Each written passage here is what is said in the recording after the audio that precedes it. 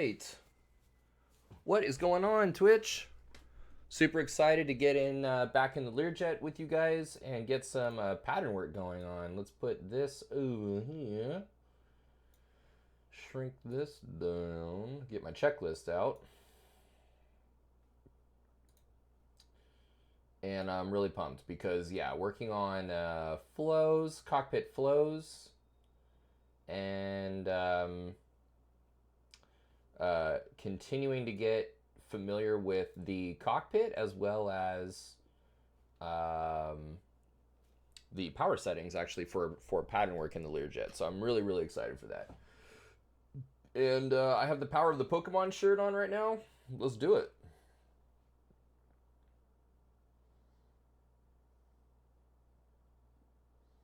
The other thing too is I liked not doing it with the IR tracker, and I can just kind of use the mouse to look where I need to go.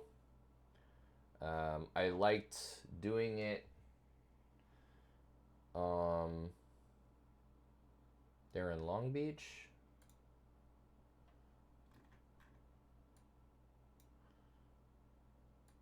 Right there, cold and dark. In the Lear 45. Lego, and we'll be able to do this from we'll start it up from the right or from the left seat, but we'll fly it from the right. Okay, let's see if I can remember the memory items for starting this thing up here, so, or for the before start checklist at least. So I want to say it's gonna be circuit breakers are all in, left and right, gear down, switches are all off. Let's go batteries on. Batteries, emergency, avionics, non-essentials, and generators off for battery start. Avionics on and non-essentials are on for the APU start, and bus tie needs to be closed for the APU start. APU start is and we've got gear down 3 green. APU start, we're gonna be on beacon is on, the APU master is on. We check for the fire test left and right. APU start stop is on. We've got the APU power, the gen available. We do the gen on, bleed on, pack on. And then there's that. So I know I have that down, but then what after that? Let's see here. Let's look together. So before starting, let's see if we got close.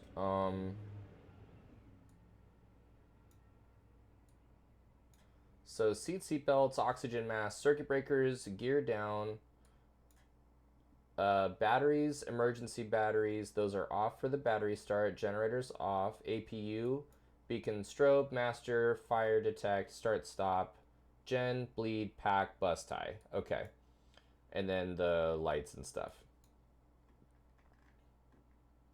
And then and then this flow right here. So elevator roll disconnect, flight controls, lights, reversion. Okay, so pretty much take it down to, from here down to here, down to the lighting, I believe. Gear hide will have its own, actually this will be its own flow, I think. And then rudder boost, systems test, master caution, trim, fuel. Fuck, damn. It's not a really neat, you know. So we've got the up to the APU start. Let's going to be roll and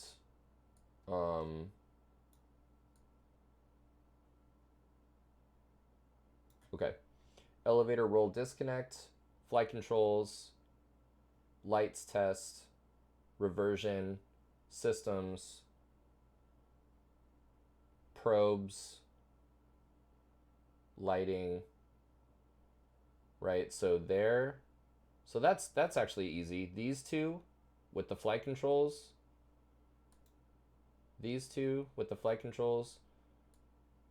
reversion, systems,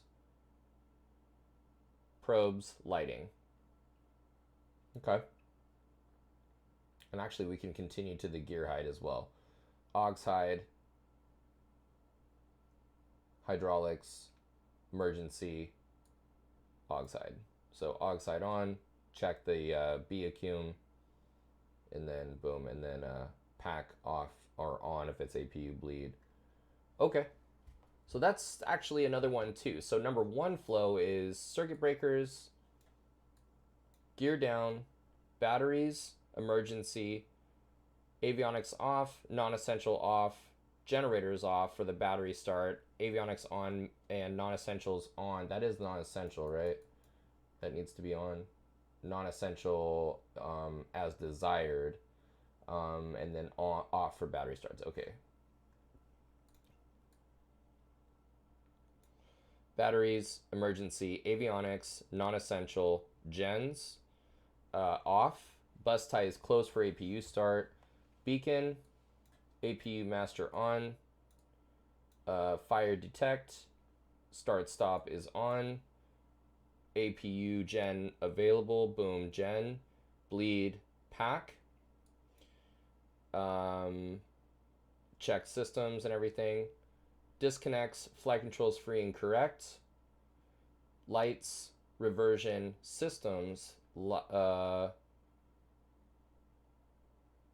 wait a second. Yeah, lights test, I should say. Lights test, reversion, systems, aircraft lights, aux hide on, B accum, aux hide off. Oh, shit, I forgot. Okay. I forgot the probes. Roll disconnect, flight controls free and correct, lights test, reversion, systems, probes, aircraft lighting, aux hide on, B accum, aux hide off.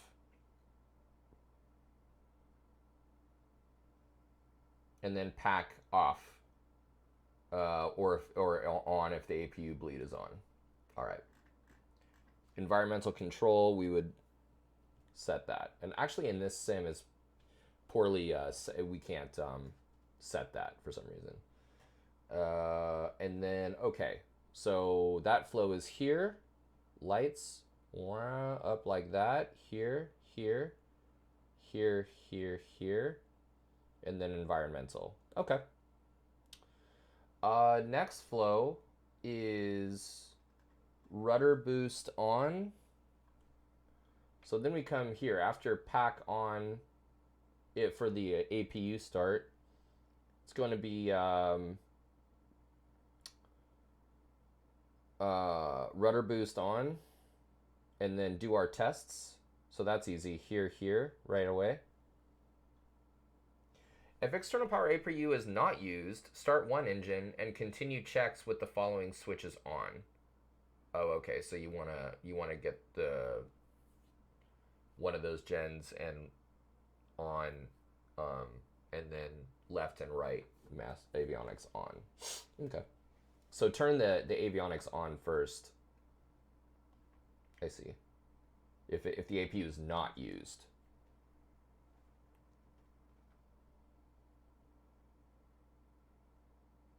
Dude, Mo, what's going on, man? Hey, well, that's the thing is,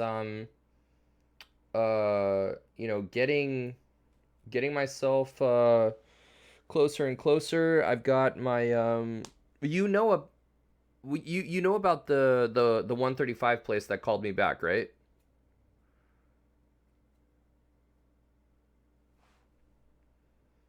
Oh, dude, yeah. I had a 135 place call me back. I had a really good final interview with the chief pilot, a second interview with the chief pilot, and they called me back. They know about my arm. It's all good. So far, so good. I'm just sort of keeping myself grounded and holding my breath. I just hopefully the other shoe doesn't drop and something doesn't happen. Class it starts April 18th, and as long as everything goes smoothly, we're in business, dude. And it's an air ambulance job in the Lear 45. That's why I'm doing all this work with the this is using a Bombardier Lear 45 checklist, and so I'm just trying to get these flows down. I'm in the do you know about Quizlet?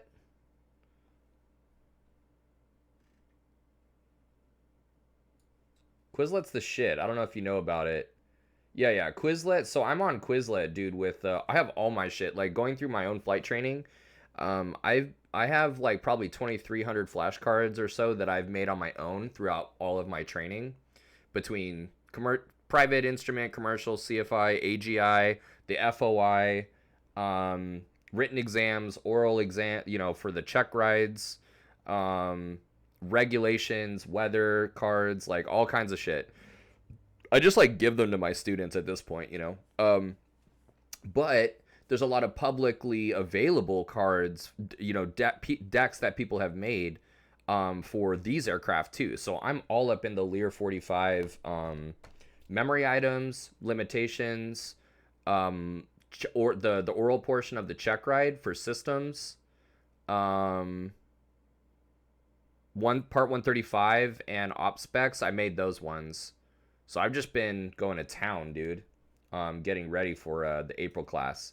So anyway, yeah, man, this is what the job is, a air ambulance in the sky.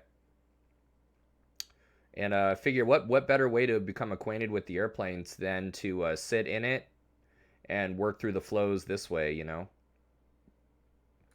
I'm not one to really hop into a plane and just start gassing up and then go fly around. Like I really want to take my time, you know, and get acquainted. So anyway, I appreciate the positive words, man. We're definitely in a good direction. And the cool thing is when I get to where I need to go, um, I I'll be 2 weeks on over there and then 2 weeks off. I'll be back home. So I'm gonna keep my setup here. I rent, and so I'm gonna keep my pad, like keep everything, and then I'll just get another computer for my where I'm gonna stay over there, and I'll stream from wherever. The cool thing is I want to do some in real life, some IRL stuff over there for sure. So let's figure out this flow number 3. Oh, dude. Now that's the thing. You know what? I'm looking at I have a Hero 9. Um, yeah, I have a 9 black, and I made a big jump from the 3 plus silver to a 9. This shit is fucking crazy. The 9 is fucking crazy. I know there's a 10 out there.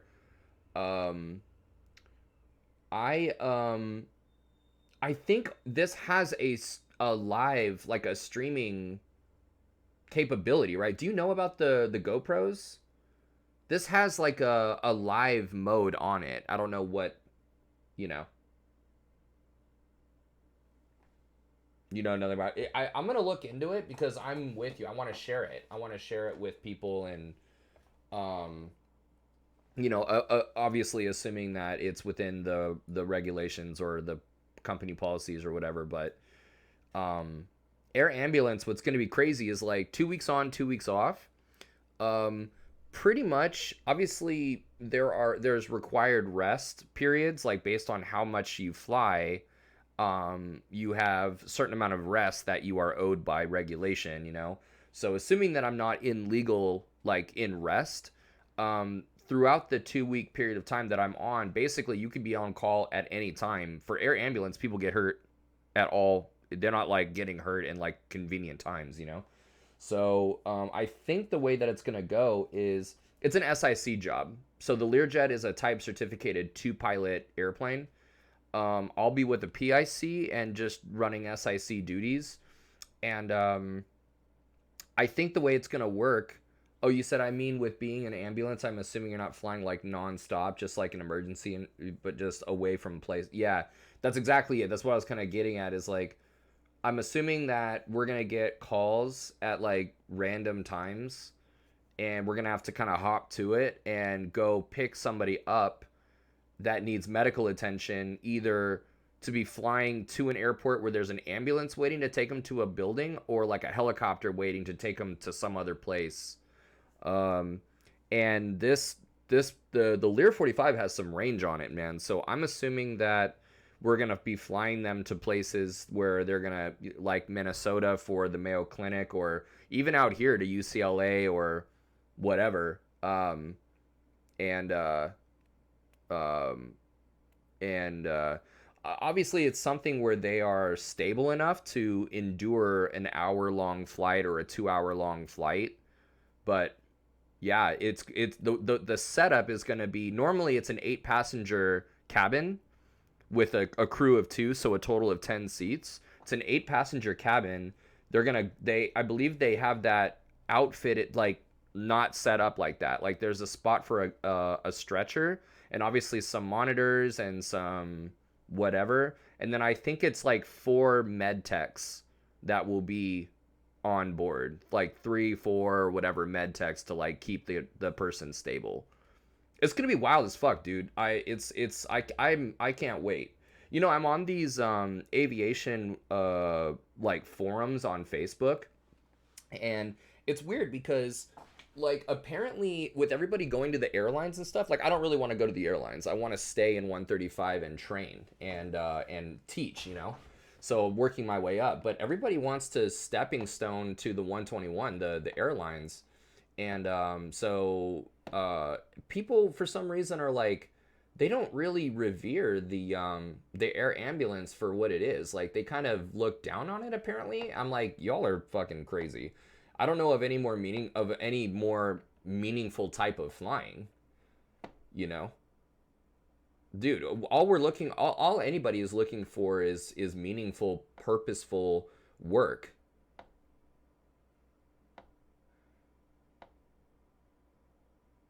You're gonna have to make sure that you butter every landing. For real, dude. Exactly, right? Exactly. So I'm gonna be checking out those company policies on like, you know, under what weather conditions does the PIC do the landings? I know under 135, especially eligible on demand, I believe there are limitations to, based on the flight time, the experience of the SIC or the PIC, basic of the SIC. Um, you know, there are limitations, weather limitations on, the ability for the SIC to actually do the landings, and it's the PIC. But I think people who are really into airlines and airliners just really like big planes. So anything with something small like a Learjet doesn't seem cool to them. Yeah. I think so. I think you're right. That's kind of what I see too. That's pretty consistent with what I see. And to me, see what ends up happening to me. The smaller the cockpit, the better. Except this is a pretty decent sized airplane, dude. I mean, this is like a 20,000 pound airplane. It's not like it's not like a little Citation Mustang or something like this. Is like a serious, business jet, medium sized business jet. But I think it's small enough. See, my thing is my left arm is gone, and so me in the right seat requires me to my prosthetic arm is on the yoke. My left arm is on the yoke, which means that I have to reach across my body to reach the power in the center. So like if this is my point of view right here, I have to reach across my body. My left arm is right here, and I have to reach across at the power lever. So the smaller the cockpit, the better, because then I can reach across. And there you go, no problem. So, but it's good stuff, man. It's good times. Like I'm really pumped. I had a really good couple of interviews. I connected with the chief pilot really well. I let him know. I didn't even give him the chance to ask me. I just told him, I was like, I'm not interested in doing in moving on like to the airlines. Like, I believe in training. I believe my passion is flying and instructing, and I believe in the role of a Part 135 charter to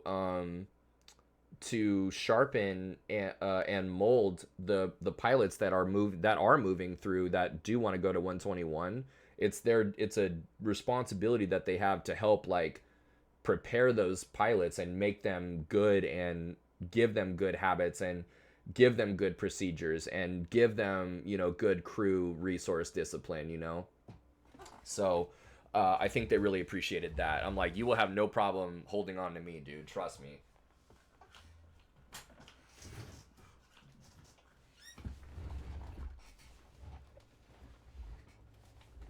Plus, I think the Lear, like, these small business jets are sexy as hell, dude.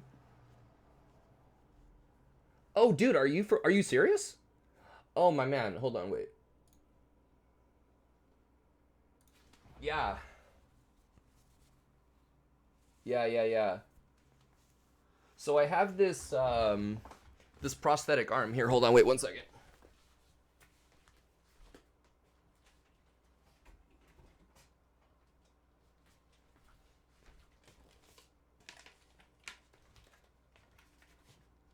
You see, so this actually,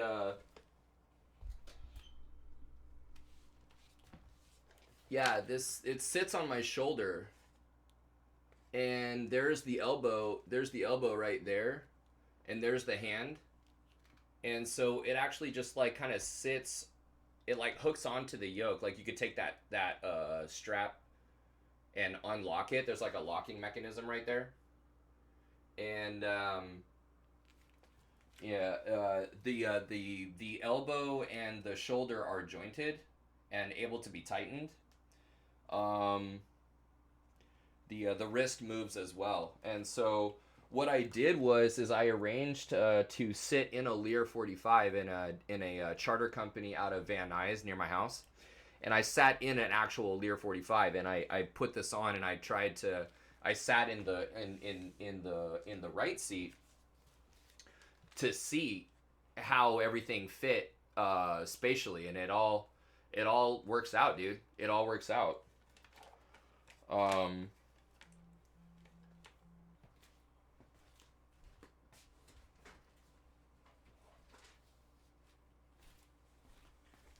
but yeah, that's what's wild about this. It's not just a cool job opportunity. It's like, disabled people, like, representation, dude. Like, in a serious, like, situation, um, I'll be the only guy out there doing it. Um, let's see.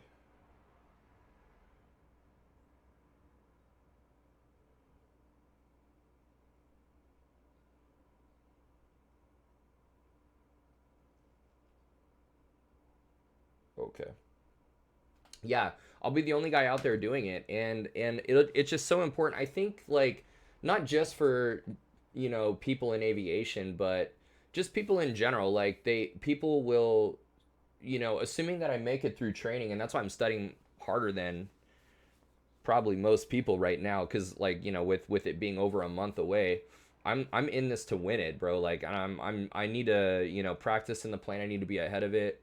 I just need to pass sim. That's the main thing, is just sim, because I know the ground is going to be tough, but I'm going to know the shit going into it. So I think if I could just make it through the training, get in the cockpit, I mean, I want to represent. I want to be um some I want to be someone that other people can look to when they're thinking about doing something for themselves, that they either think they can't do, or they've been told that they can't do it, and they think they can, but they don't know if they can or not.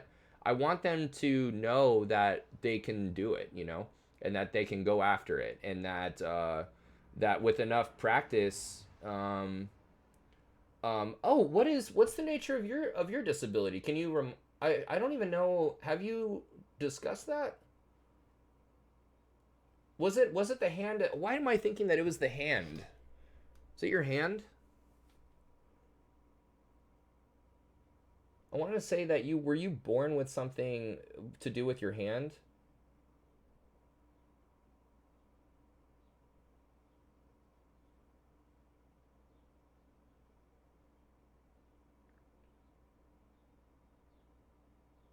Crohn's disease. It's unstable right now, and I'm trying to figure it all out. Crohn's disease. What is that all about?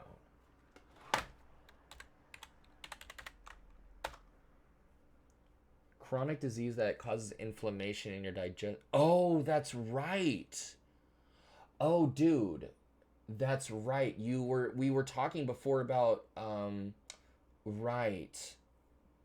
Um uh um yeah, stomach issues in the plane affecting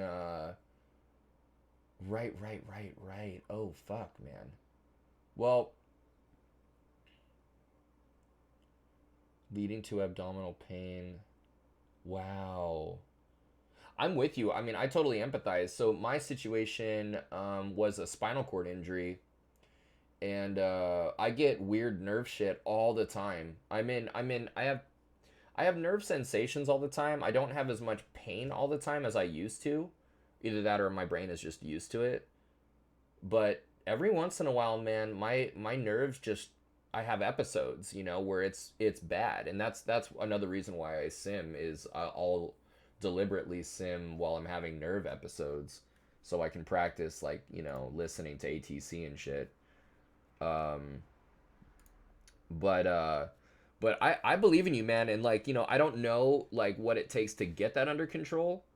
Sounds like you say you're figuring it out, and that's the best that you can do. But 100%, dude. Like sometimes all we need to know, like I know from myself, like all I need to know is it possible, like to, if I want to fly, right?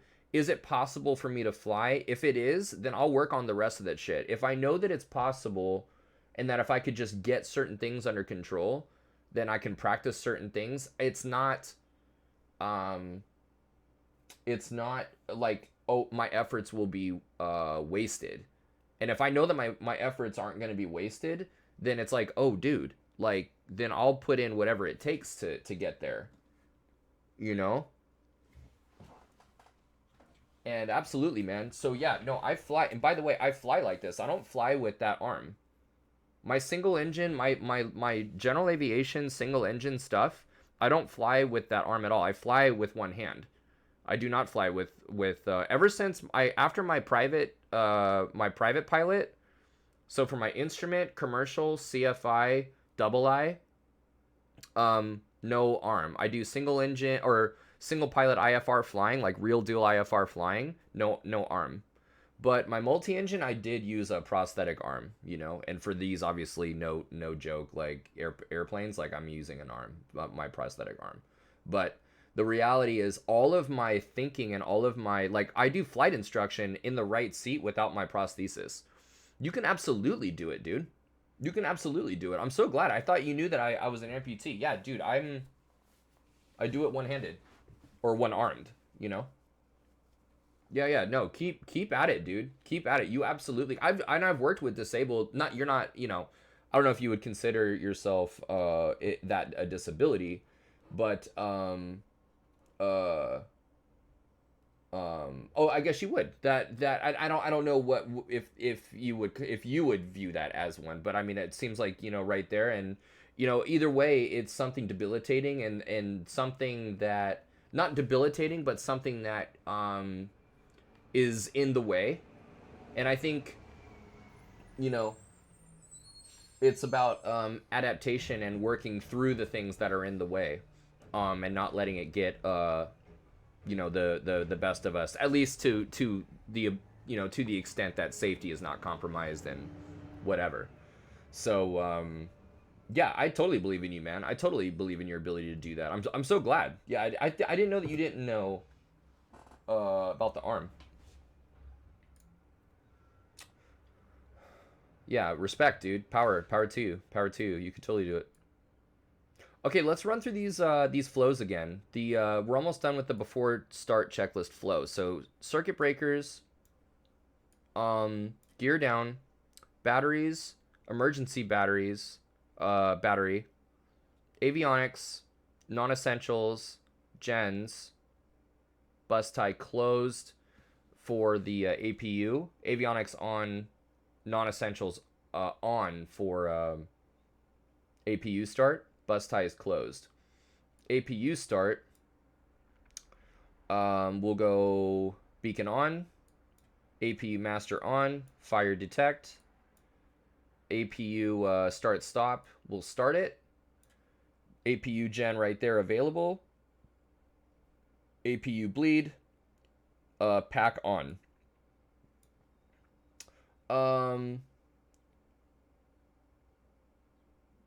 Let's see here. M Funashima. It is not. It is Aerofly. I don't really recommend this sim, but for me, for like what I'm practicing, the chair flying that I need to do to get ready to fly this actual airplane, it's just gonna need to. Oh no, I'm definitely gonna turn it on. I'm just trying to get through the before start check memory items, and then we'll do it. So those are on, and APU is on. Next flow is the elevator and roll disconnect. Flight controls free and correct. Do oh yeah, of course, dude. I couldn't find a nice, a good looking Lear 45 anywhere. FSX looks terrible and no functionality. So, um, we'll do, let's see here. Gear test, I believe it was. Reversion, norm, systems, probes, aircraft lights, Oxhide on, Beacum, Oxhide off, and then pack off, or if the APU bleed is on, then it's on. Come down here to boost on, do the tests. Emergency brake is on. And then I want to say we're down here to the computers. Let's actually no. Let's see. What do we got?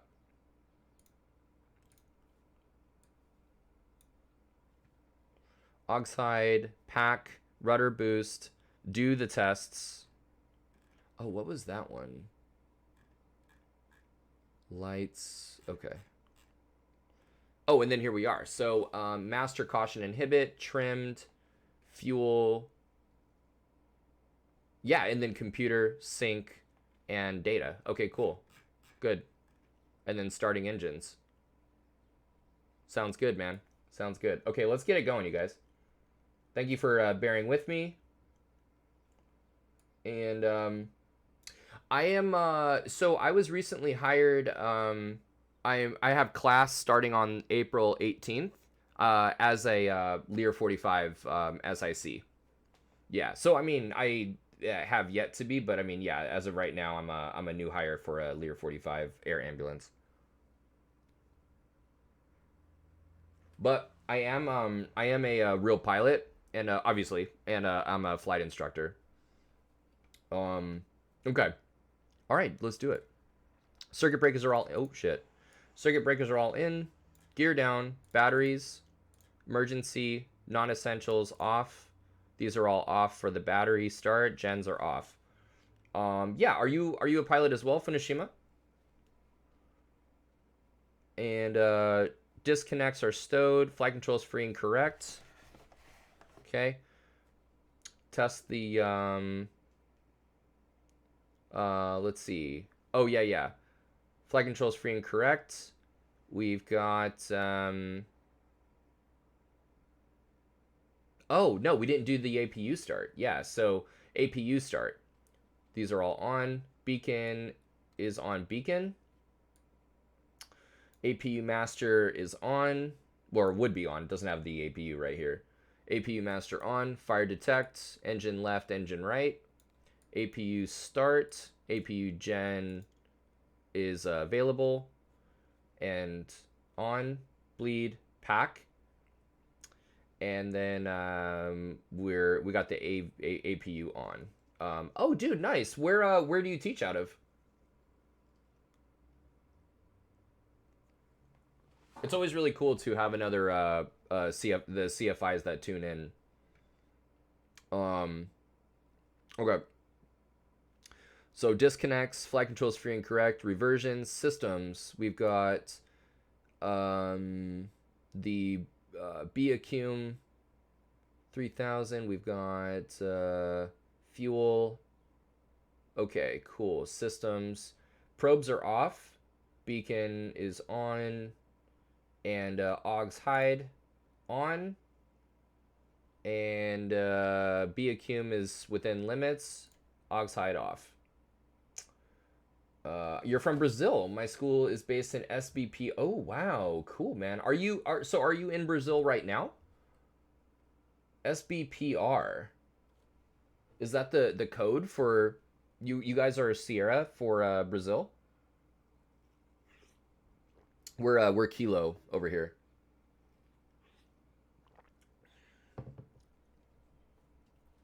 That's so sick, dude. Welcome to the channel, man. Welcome to the channel. Okay, so Og's Hide on, off. That's cool, man. That's cool. Are you a new CFI? Do you have like a lot of time? Like, what do you what's your experience and what are you teaching in? Are you enjoying it? Okay. Pack. Okay, yeah, so we're over here. Rudder boost on. Systems panel. Fire detect. And then we'll do the gear. Oh, lights. We tested. Gear. Flaps. That's cool, man. Very cool. Systems test. Very good. Okay, cool. Master caution inhibit. Trim. Fuel panel. We've got the fuel. Oh, nice. Nice. I just came up on 1,000 hours myself, dude. That's cool, man. Fuel panel and then engine start. So, or let's see here. The engine computers left and right are on and engine sync is off. Standby instruments caged and checked. Takeoff data. We would have got those. Okay, cool. Avionics set. So let's go ahead and turn the engines on so we can get the avionics on. Summary, check battery, emergency, beacon strobe is on beacon, parking brake is set, engine, thrust levers idle, and start the engine here.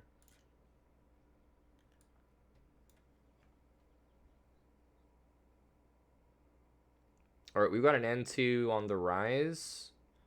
N1 is coming up.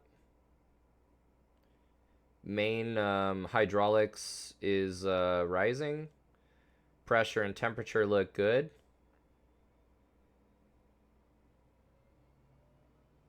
Generators on.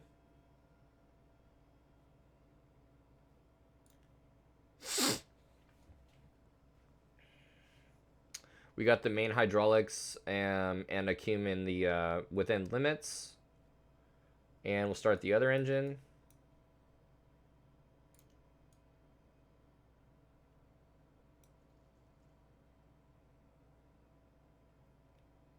N2 coming up as well as N1. Oil pressure and temperature rising. We got the right engine is stable. Let's go emergency lights on and then armed.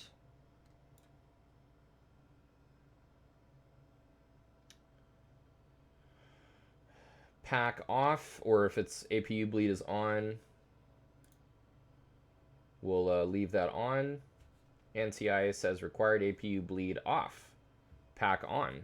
Okay, off here and then on.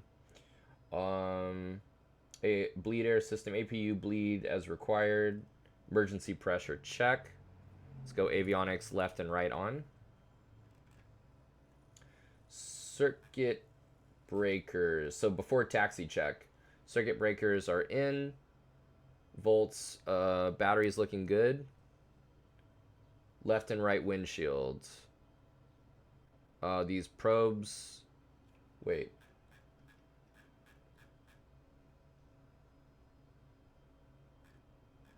The probes were off, correct? Yeah. The probes in the windshield were off. Okay, cool. So, windshield.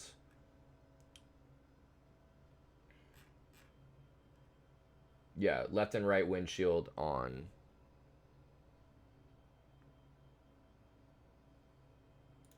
Cool. Spoilers check. Armed at 0.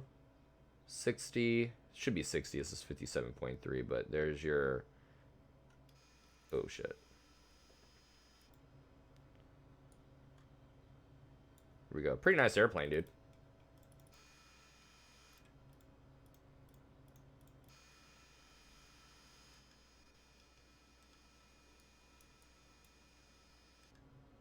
Whoa.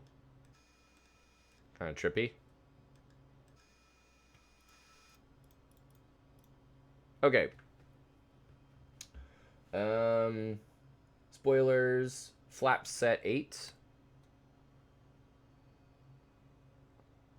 And we got flaps 8 there. Let's do pitch trim. Let's go to the flight panel here. Look at the trim. Top of there looks good. Summary. Windshield flaps. So yeah, rudder boost, verify, ECAS check. We can do nose steer, pitot heats. So the passenger briefing, aircraft lighting as required. So let's go, I guess, nav, recognition, taxi.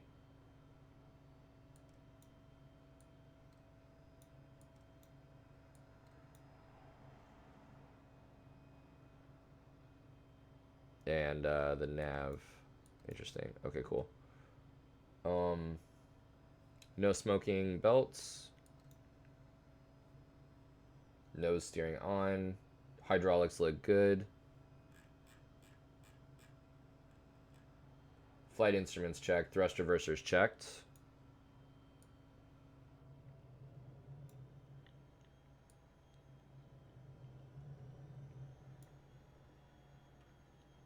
Cool. Thrust reversers look good. Takeoff data, nav equipment. Oh yeah. Let's set ILS. So we're looking at 110.3.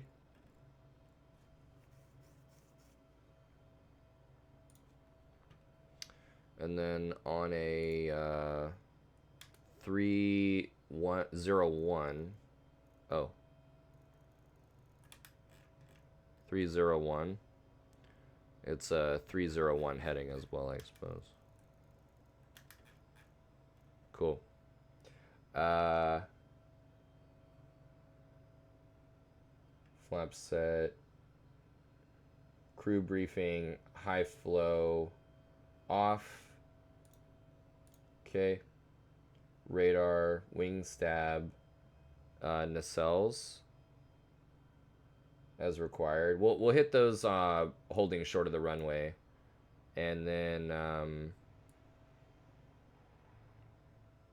APU shut down. So it'll be APU bleed off, start stop off, master off, and we're good there. We're trimmed and we're the runway lineup. Okay, cool. So Long Beach ground. 451 Charlie Kilo, taxi runway 30 with information, whatevs. Sounds good. And let's taxi from the SIC spot. And this, I just want to make sure I'm on the correct. There's 301. Okay, cool. Oh, and then let's get Seal Beach in here. 15.7 for the cross radial bearing pointer. There you go. That'll help us stay on top of our final approach fix type stuff.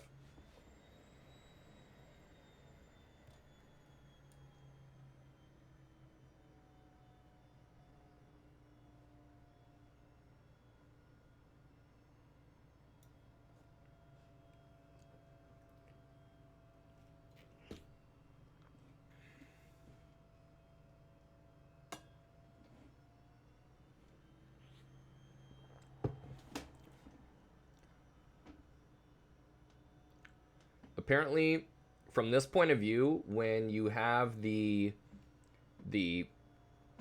dots lined up right there, any things to track straight, you want them coming into that dial right there. See like how that taxiway is coming into the dial? Apparently, it's like it's the best way to go. See that? You're tracking totally straight as long as that's going right into that dial. It's kind of interesting.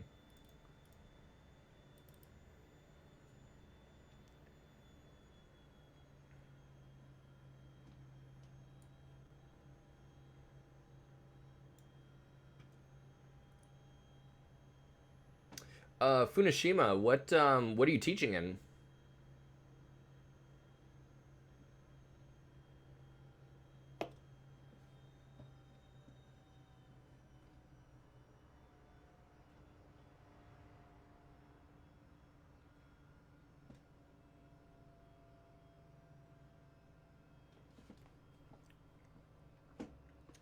Okay.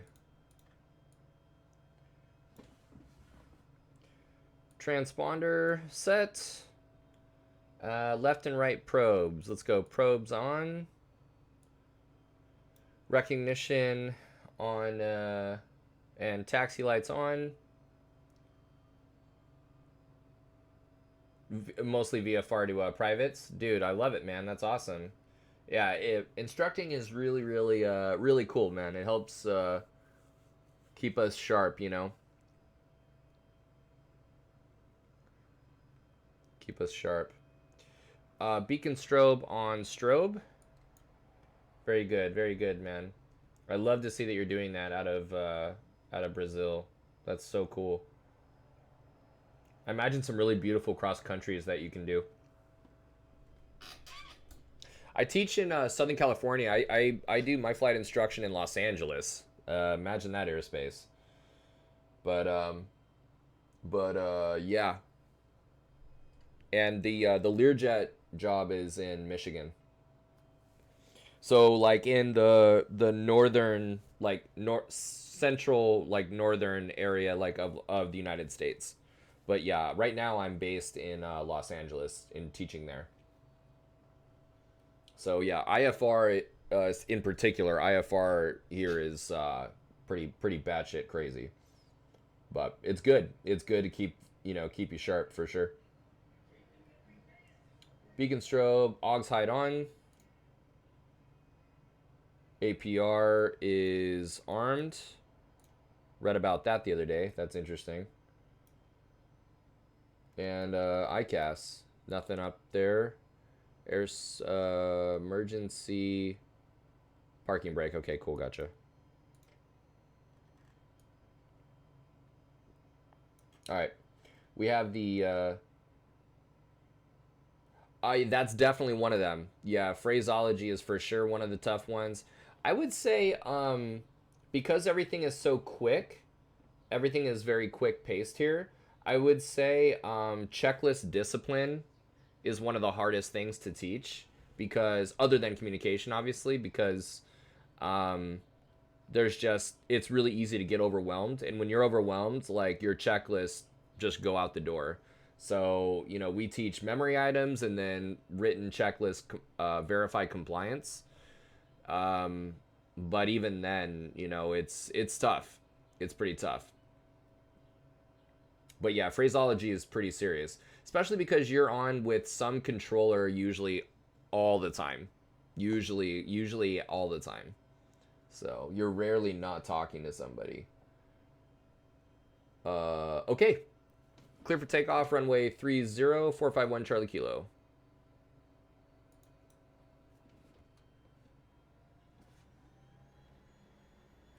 And we are clear final. Lights, camera in action. This is when we're just going to do pattern work today, but you know, obviously back there we would do like a full like departure briefing and approach briefing. But we're just flying the numbers today, the pattern.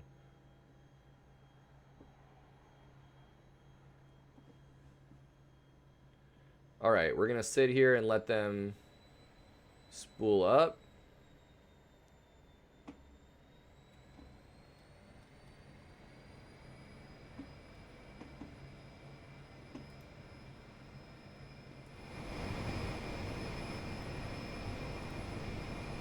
All right, airspeed's alive, and V1 rotates.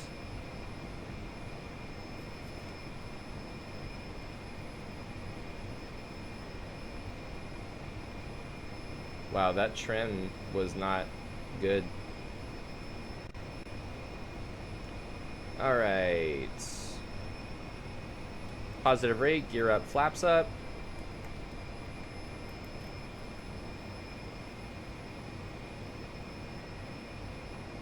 And I show flap 0.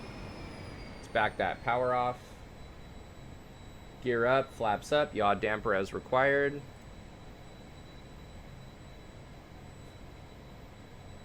Spoiler retract, check. Anti-ice, thrust levers, wing stab, nacelles on, landing taxi light off.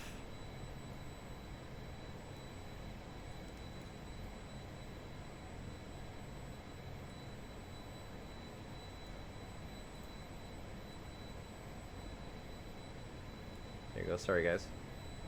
Trying to get up to...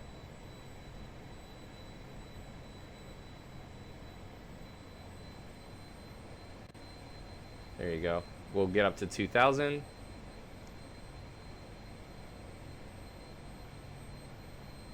Spoiler retract, wing stab, nacelles on, taxi light.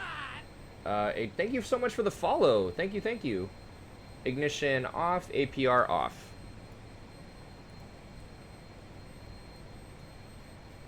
Climb, no smoking belts. There's 2,000. Bring the power back 68% and 1. No smoking, pressurization, altimeters 1, 2, and 3. Recognition light off, oxygen check. Oxygen quantity is good, battery is good.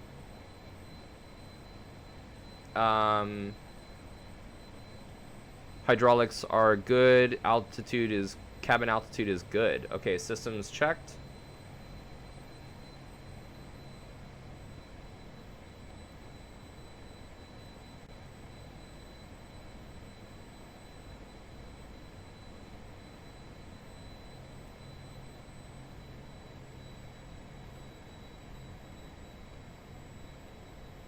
All right.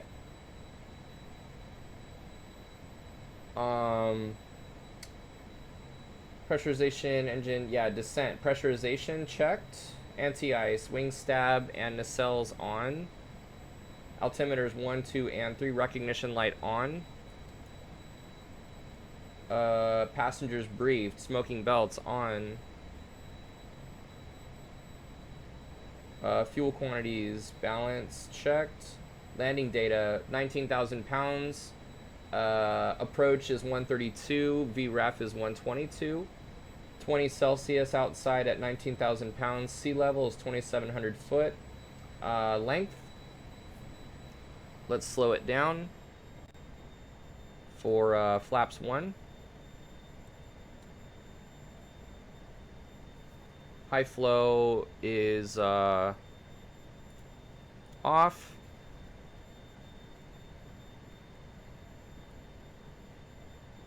Engine sync is off. Spoiler arm check. Flaps 8 or 20. Aux hide on. Gear down.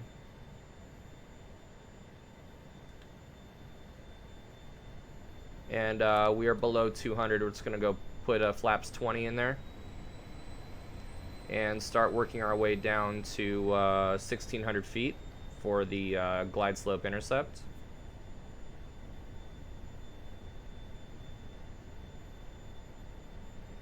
And approach speed is 133, we said. Trying to stay on top of the trim. Yeah, so gear down, 3 green check.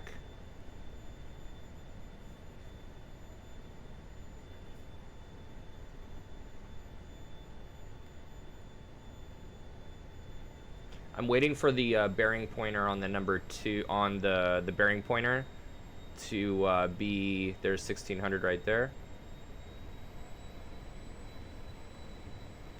I'm waiting for the bearing pointer to be 196.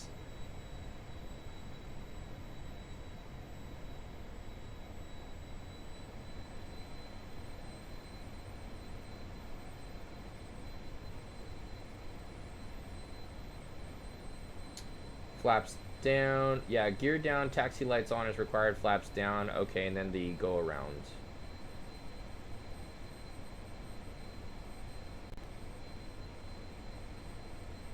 Okay, you said in your school, let me pause this. In your school, standard operating procedures, every action is memory items, and then you guys run the checklist in the do then check style. Yeah, we do. Well, and you want to try and build up to that, because obviously a new student is not going to know like what to do, and so you are, cockpit orientation and familiarization is like an initial like barrier. It's like an initial hurdle, but the SOP in this, when the way that we train, at least in the United States in general, is memory items and then verify compliance with the written check. And the way to attack memory items, a lot of the time it's like acronyms or cockpit flows. Like we'll teach cockpit flows. So like that's what I'm doing. Like for example, I have this checklist that I'm working through right here. Like I don't really have all the memory items down yet. I'm still working on those memory items, but that is how we train.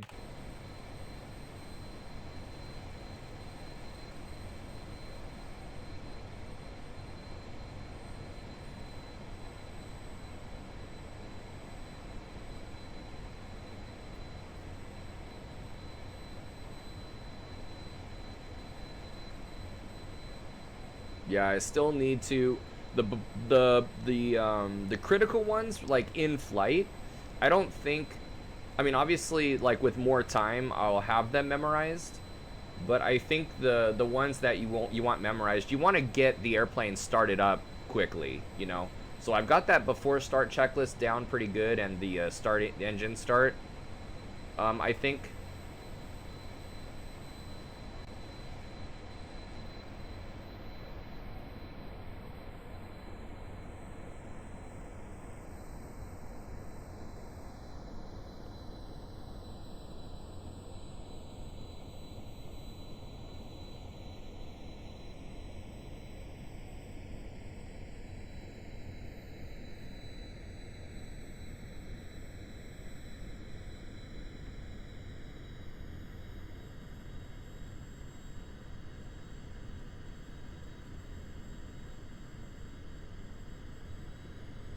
All right, so we'll go full flaps now that we're below 150, holding approach speed.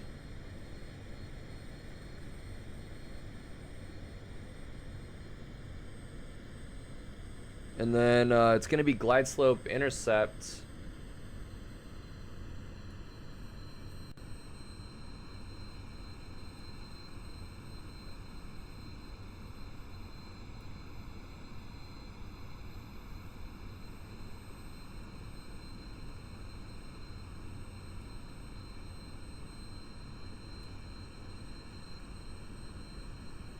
All right, here comes localizer. Let's get down. right, we have flaps full. Spoiler is armed. We got a 30-degree intercept. Let's get down to 1600.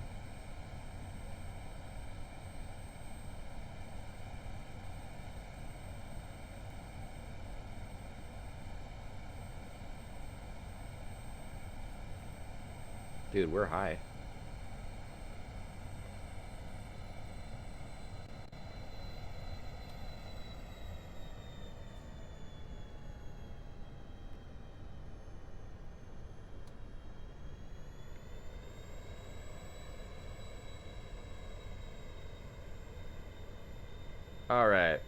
Alright, there's our V approach.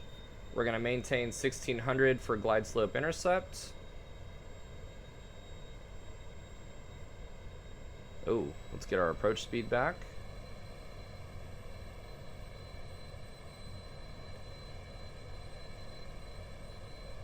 And then after final approach fix, should be 55% N1. Something like that.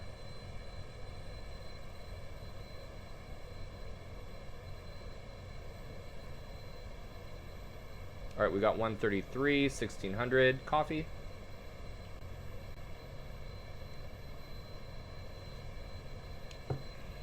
Fresh coffee. Here comes glide slope.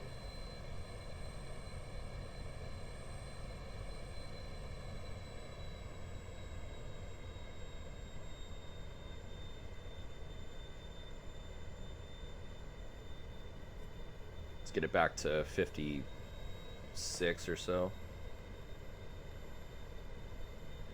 Well, exactly, and I heard that as well. They're heavy is part of the issue, and so that's why I'm chair flying it right now to really see like what the power settings are, because I have one arm, and so my challenge, I think it flies great, like just like any other airplane when you know the numbers. Like I'm doing all this hand flying right now, you know, and it all looks really good. It's challenging to stay ahead of something that heavy. Like I said, I have one arm, so it's just crucial that I go into training knowing what the numbers are. And the other thing is I need to work on landing like flare strategies, because like right now, like for 19,000 pounds, like I need to be 122, right? So what I want to do is what's been working for me is coming in a little bit faster, like a couple knots faster, and right before the flare, trimming nose up, and then moving my hand over to the power idle. You see how I'm 124, 125. I'm like 2 or 3. In fact, I need to actually reduce power a little bit. I'm a little high on slope. You don't want to be too high on slope because number one, if you pitch down you'll pick up too much speed, but also you don't want your descent rate to be too high. So, okay, here we go. So we're on slope. I'm actually doing really good. Okay, so see, I'm on speed but below slope, so I'm going to add some power, some nose up trim. 200. I'm going to like try and re-intercept. And just try and set it down. 100. So see, like I'm coming in here. 40. 30. Nose up trim. 20. 10. Little bit of power actually. Yeah, baby. That's how you do it. Okay. Flaps 8. Full power.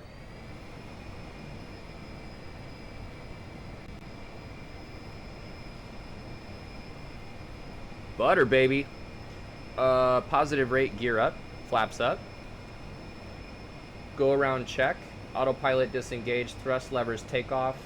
Or as required, I'm actually going to dial that back. Gear up. Climb at V approach plus 20. Puts us at 150. Let's pitch for that. Head over to the after takeoff check. Gear up, flaps up, yaw damper check. Spoiler retract check. Wing stab nacelles on, taxi off. Ignition off, APR off, check. Oh shit, there's 2,000. God damn, this thing is a rocket. 2,000 right there. Oof. I need to work on that power reduction after takeoff. Climb. No smoking belts, pressurization check, altimeters 1, 2, and 3, recognition lights off. Oh shit. Yeah, see, I need to work on smaller corrections. Oxygen systems checked. So batteries are good. Hydraulics are good. Cabin altitude and oxygen are good. So systems checked. Let's get into the downwind.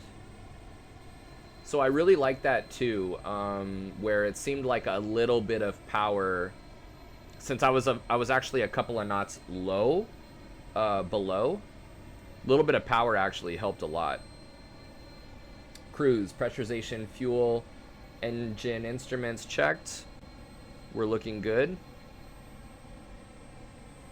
We'll slow it down to 67% actually. We'll try 67.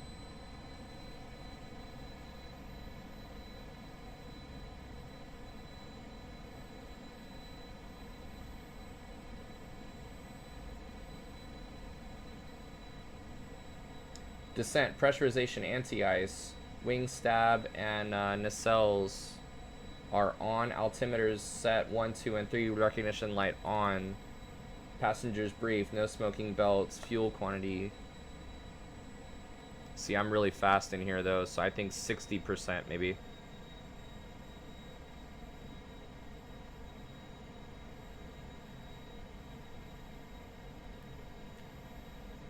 But yeah, it is kind of tricky. It is kind of tricky to fly by hand.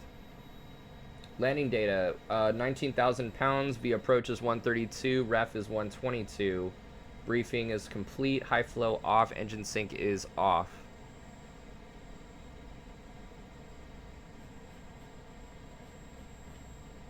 Before landing, spoiler arm check. Flaps 8. Let's go flaps. Let's see here. 8. Hydraulics, aux hide on. Gear down. Landing, taxi light is on.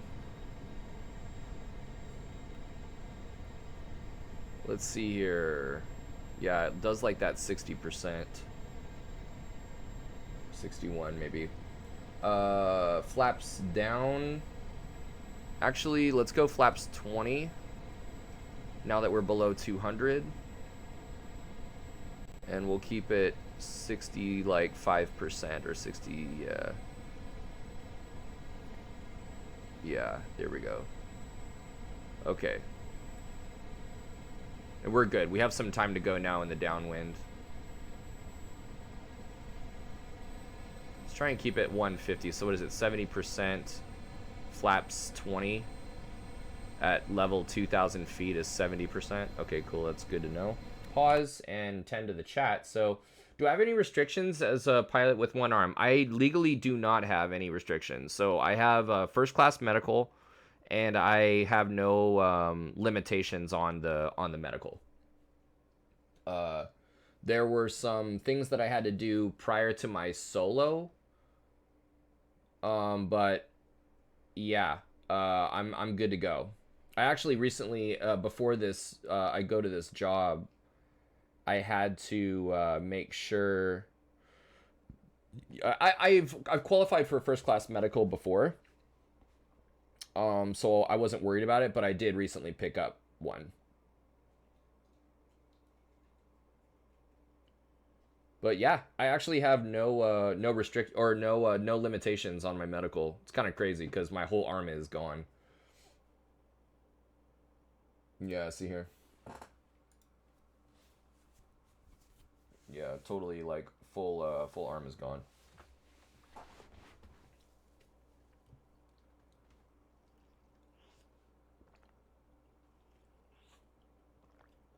Hand flying is impossible for Icebird. What's up, dude? Dude, it's been a while. What's going on? Um, hand flying. All right. Okay. Okay, before landing is check. Yeah, so I love flight instructing with the arm like this because it helps students realize, like, you know, with the right planning, you know, it can be done. It can absolutely be done. So I teach them, you know, the importance of like organization, um, you know, and just the checklist, of course, is extremely important. Like from my standpoint, of course, from every, but it's important to everybody's standpoint. So, okay.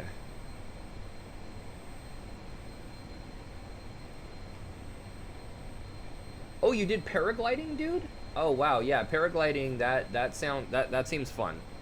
That seems really fun.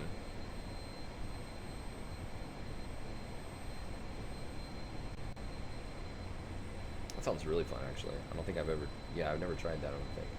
Paragliding, parasailing, yes. But even that was like a long time ago. All right, here we go. Turn base.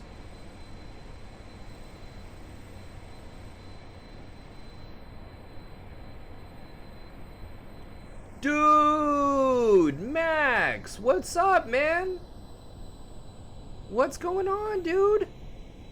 How have you been? Have you been on the other dudes' channels? Have you been like chilling with like Sim Caesar and all of them?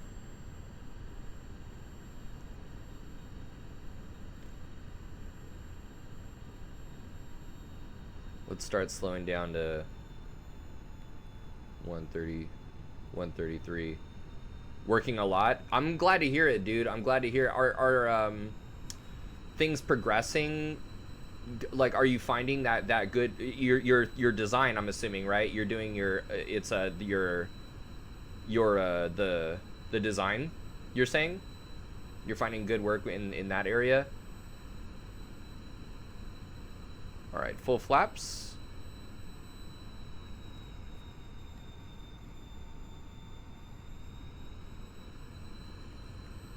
That was a pretty smooth transition. We're trying to get to 133.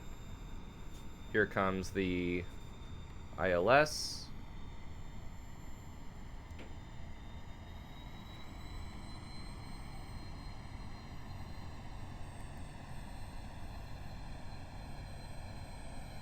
We gotta scoot over though.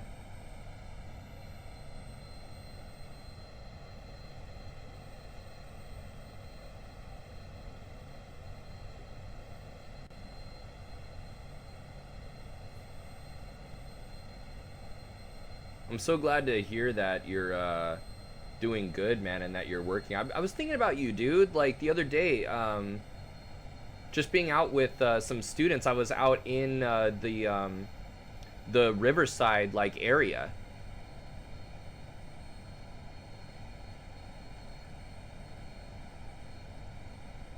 Let's see here. I actually want to go down. Okay.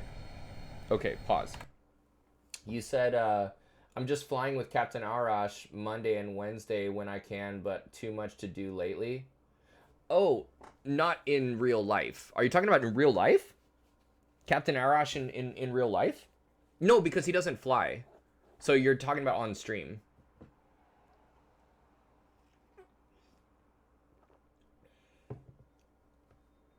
On stream. That's dope, dude. That's Captain Arash is the shit, dude. Captain Arash is he's super cool, man. He's super chill. I'd want to hang out with him, you know?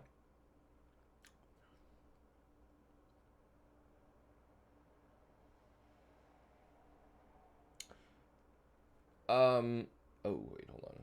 Just kidding. I have like a student who like is nonstop like reserving shit.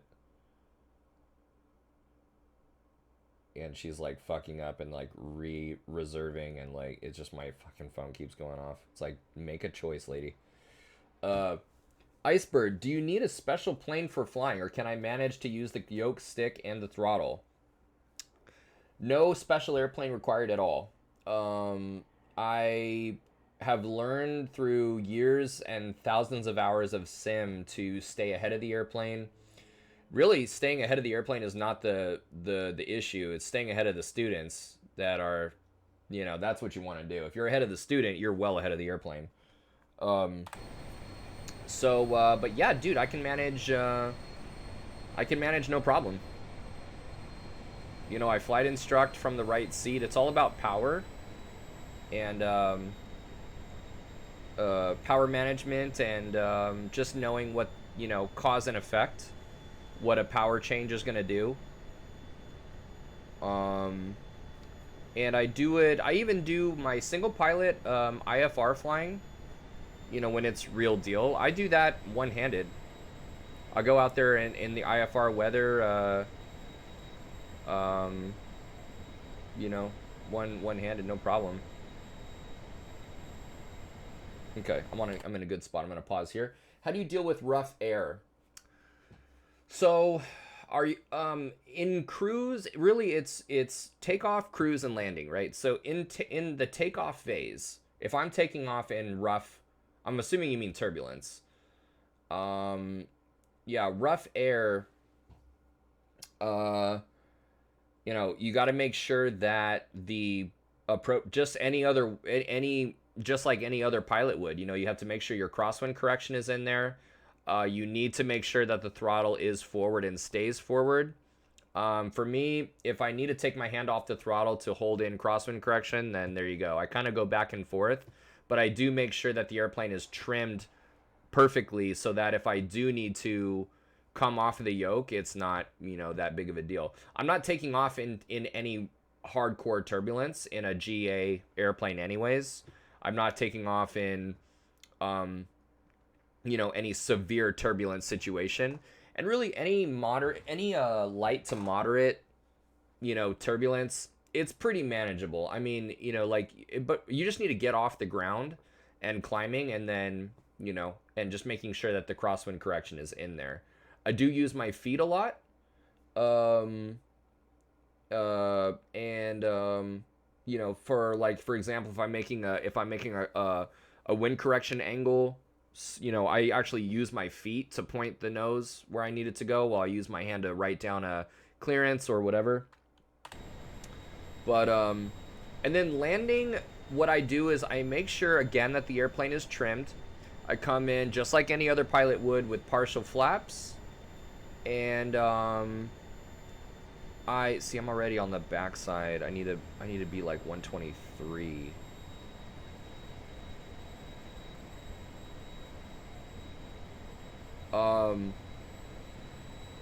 Yeah, I come in with partial flaps, and I come in with like 5 knots faster indicated. I want to make sure that I have the energy in case the wind dies down. That I don't have that relative wind anymore, then I still have the energy. So you want to be on top of it energy wise for sure. And I also tend to come in if the wind is rough on the landing, I will come in a little bit steeper, and in order to control my energy on the way down. And that way I can just stay on the yoke. I don't need to be like on slope or a little low or whatever, because then it's like a lot of power management. Whereas if I come in a little bit higher and with a little more energy, really it's just about pitching for stuff. And so then, that reduces workload as well.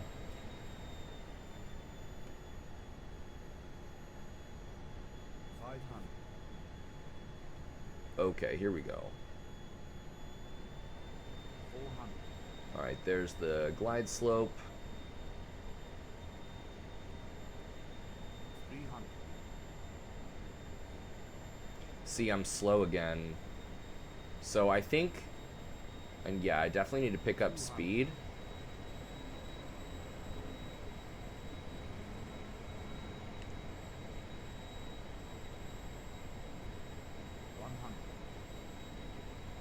There we go. Okay, so here we go, right? A little bit of nose up trim, power reduce. Yeah, I flared too high. Damn. Or I leveled off too high. Alright. I'm actually gonna brake and verify spoilers are out. Very nice. You know, the cool thing is I'm able to, even with my prosthesis on, I'm able to reach across my body and get to the thrust reversers. No problem. Let's see here. Okay, cool.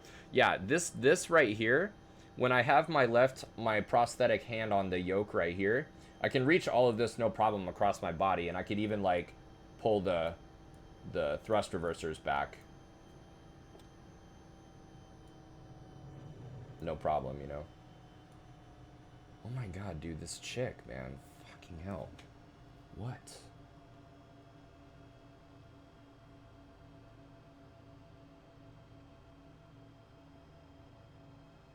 Jesus Christ, dude.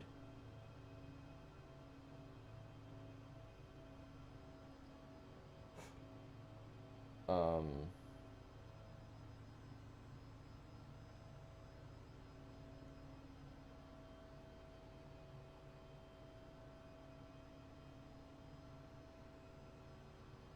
Okay. Yeah, I stopped the airplane so I could like tend to trim. So, yeah, turbulence. So, yeah. Um, so yeah, you just with the turbulence. I mean, you really got to be, because turbulence really is the thing. Like, you need to be careful. Um, uh, there's no wiggle room, and luckily, you know, like I have experience in turbulence, and I know like my limits or whatever, and I've done some gnarly things. Like, I've landed an airplane in 45 knot gust. Not fun at all. Absolutely not fun at all, dude. Like, ground speed of like, I think it was 25 or 30. Dude, never again. Absolutely. I had to, because of you know, we had to put it down. But fuck that. So normally even gusting 22 is not bad. 25, you know, if it's like steady 18, depending on the direction, of course. But if it's like, you know, if it's like basically down the runway, or like off to the maybe like a 20-degree angle or something, or, you know, 15-20 degree angle, gusting 22, not bad. I mean, you'll definitely feel it, but I think absolutely, as long as the airplane's trimmed, and you're on top of the speed and the descent angle, you know, come in with partial flaps and a little bit faster, and you're good to go. You know, I think, and just control the descent profile. Um, you know, ideally it's a long runway, because you're gonna land a little long, especially if it's low level wind shear. If it's wind shear at the approach end, and you kind of want to like come in with all that energy and like level off a little bit high, in case that air, like, you know, pushes you down or whatever, and you don't want to like slam into the ground. You kind of want to level off a little bit higher, like at the very top of ground effect, and then you can like spend time easing it down onto the ground. So a longer runway, like, you know, is pretty nice in that regard. So you just kind of have to think about those things, you know. Um, But Icebird's got it right, dude. It's better to stay on the ground, thinking about how nice it'd be in the air. It's better to be on the ground wishing you were in the air, than in the air wishing you were on the ground. That is, I think, my favorite phrase, like pilot. What do you call it? Like idiom or axiom or whatever. That's my favorite one, and you're absolutely right. So my Twitch name belongs to my lost arm. That is what it means. That is what it refers to. The clipped wing pilot, like, clipped wing is a brand that I'm trying to grow over time. My YouTube channel name is clipped wing, and uh, That's where that comes from. Yeah, yeah. And the idea with Clipped Wing as a brand is that everybody at in some way in their life they have something that is it can that's their clipped wing. Everybody has something that, whether it's internal or whether it's physical or whatever it is, that prevents them from moving forward, or would prevent them from moving forward, or at least makes it difficult to fly, to move forward, to move on. And the idea is that, with enough patience with the process, patience with ourselves, um, perseverance, to just have utilizing passion as fuel for perseverance, we can move forward with enough positivity. Not just, hey, I'm gonna think positive thoughts. I'm talking about positing, like envisioning yourself positively doing something, like doing something positively, like me, not positive like thumbs up, everything's cool. Positive, like when you go posit, when you posit something, you sort of like envision it as it is. And so you need to think like, and you need to envision yourself doing things. That's why sim is so good. That these are tools that we can use, we can plan, we can do these things that I do in my in my flying. Everybody can do in their own personal life to learn how to fly, basically, so to speak, despite their clipped wing. So I know a lot of different people with different types of clipped wings, essentially, and that's um,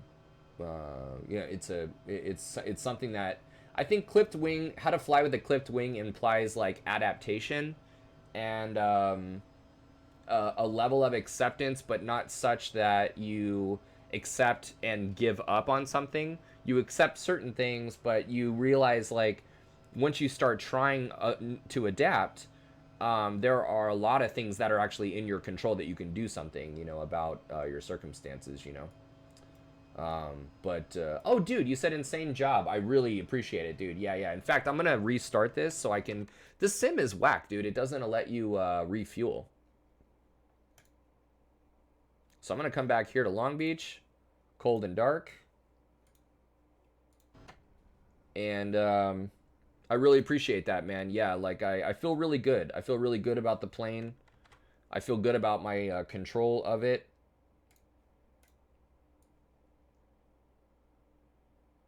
I do and I don't. Maxwell said it's pretty impressive seeing you do all the things you have to do to fly. Dude, you're awesome, man. A nice instructor. I really appreciate it, man. It was a real awesome time, privilege of mine to fly with you. Maxwell is a guy that's been following the channel for a while, and he actually drove over to where I train out of to do a flight lesson with me. That was a lot of fun. Uh, I do like this sim. I do and I don't. Basically, I don't like this sim. But what I do like about it is, in this cockpit is, as you saw, is quite functional. And so here I am, trying to work on flows, and uh, you know, and I'm able to actually work through that. And honestly, like, I feel the weight of the airplane in this sim more than Microsoft Flight Sim 2020, certainly. So I just think that there are a lot of airplanes in here that function, it feel like an arcade and not a sim, but this actually feels pretty realistic. Do I have time tomorrow? I don't actually. I have three. Actually, it's probably my flights tomorrow are probably not going to happen. I think 7 day. Yeah, it's supposed to rain tomorrow, but I don't know how likely it is. But I love the idea of people coming over and doing some lessons here. Bit too far away from where I'm living. Do some IFR lessons. Yeah, yeah. See, I actually only have one IFR student right now, and he's not really. I just started with him, and he's actually doing his IPC, if you know what that is. So I actually have to fly with him in the sim first to see like where he's at.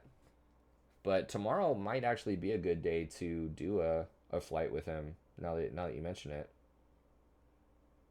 Okay, let's get that before start checklist flow going. So circuit breakers are all in, left and right, geared down, batteries, emergency, avionics on for the APU start and off for the battery start, as well as the non-essential and the gens. We're going APU start. Oh yeah. So probes are off, windshield is off. APU start, beacon is on, APU master on, fire test, left and right. APU start stop is on. Wait for the APU to spin up. APU gen is available. APU gen right there. Bleed pack is on. And check hydraulics. So then let's see here. From there, it's roll and elevator disconnect. Stowed. Flight controls free and correct. Lights tested. And reversion norm. Systems are good. BACUM is 3000. Oh, dude, that sounds awesome, man. I'd love to fly with you again, dude. I'm actually going off to training April 18th for this job, actually, in this airplane. But I'm 2 weeks on and 2 weeks off, and when I'm back, dude, I'd love to fly with you, man, on my weeks off when I'm back home. Icebird, the hardware I'm using a CH Products yoke. It's a CH Products Eclipse, and then CH Products pedals. Yeah, Max, yeah. This the Lyra, the 45, pretty crazy, right? It's a air ambulance job.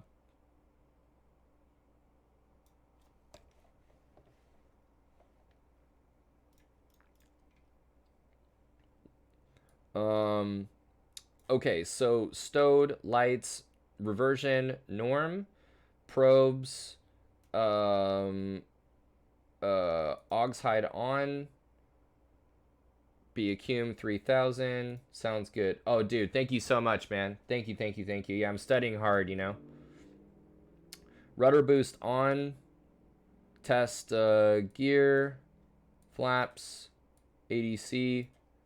No auto throttle. It has a something I read about where it's like if you activate the thrust reversers and it's not idle, like they will go. It'll make the throttle the engines go to idle. But yeah, no thrust, no automatic thrust. All right, cool. So we're good there. And so rudder boost is on.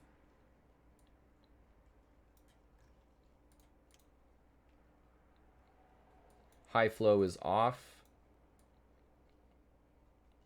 And throttles are idle. Computer off and engine sync is off. Let's see how well we did, actually. I'm going to bring this over for you guys. And I'm going to go in the sim and pause it. Take a look at it. So, okay. Circuit breakers we checked. Gear down. Battery. Let me actually move it here. I'm getting pretty good at these memory items here. How do you set the crew? I actually don't know how they do it. I'll find out obviously, but I talked to some other guys. I'm kind of behind. I'm like 2 months behind some of my buddies that are actually in training right now for regional airlines, and one of them mentioned that N1 was used a lot. Now I have another resource, another source that mentioned fuel flow is actually the way to go. So I don't know. All I know is I'm kind of like looking at what the numbers are. I'm using N1, um, but you know the I think the thing that I need to do is check performance. So I know that in here in the quick reference hand guide, there are I believe there are performance tables that I have not looked at yet. I'm still going through, you know, checklists and stuff. So I'll have to get back to you on that. I don't know.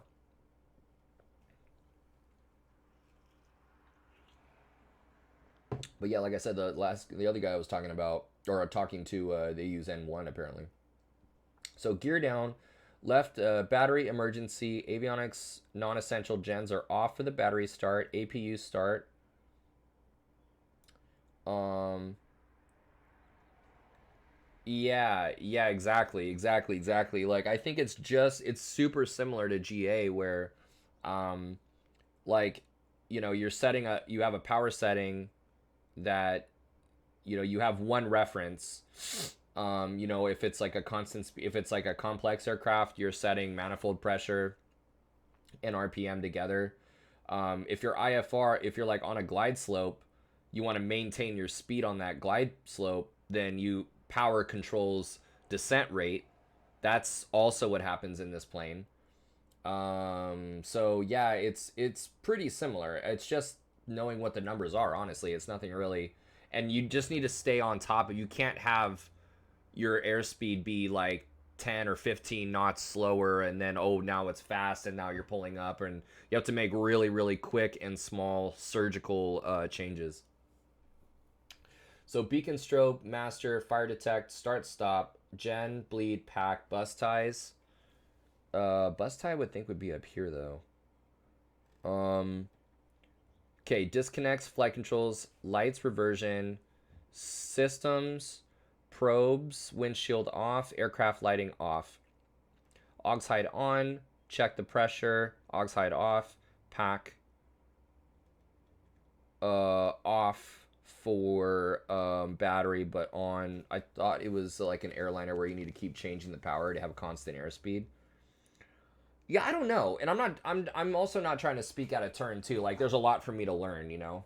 So I don't know, but it seems like, you know, it's just like any airplane where its power and attitude together is the solution. So, you know, depending on what's going on energy wise in the airplane, um you're going to need, if you have the right power setting in but you're slow, if you're high, then pitch, you know, then pitch controls airspeed. But I mean, at the end of the day, I believe it's going to be for a power setting or for a given airspeed, power is going to determine your descent rate for a given airspeed, you know, assuming that you're actually on speed, you know. And so if you're on speed, but your descent rate is too high, like if you're descending too quickly, then you're going to add power to reduce the descent rate, maintain your speed, level off, re-intercept the glide slope, then reduce power to start your descent down there, you know. And either way your airspeed's constant, you see. So yeah. We have the gear, so aux hide on, hydraulics, aux hide off, pack, rudder boost on. We tested our systems, fuel panel, computers, sync, speeds, avionics. Boom, dude, we got the whole before start. That's awesome. And so to actually start the engine, let's check battery.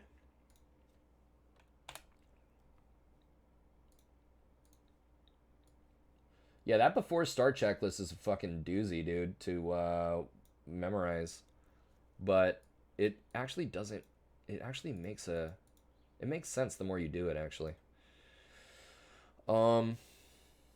Okay, so check the batteries. Batteries look good. Beacon strobe on beacon. Thruster levers idle. Engine start. Okay, sounds good. Let's do the right. And then N2 is above 7%, so the ignition. And it should shut off N2. There you go. So N2 is spinning. Low pressure fan spinning.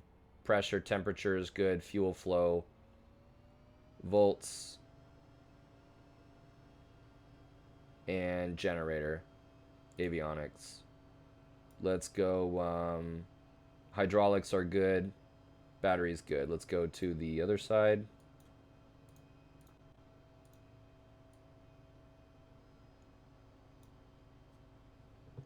N2 and N1 are spinning up.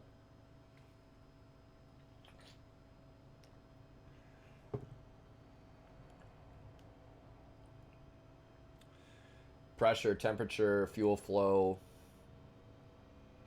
Good.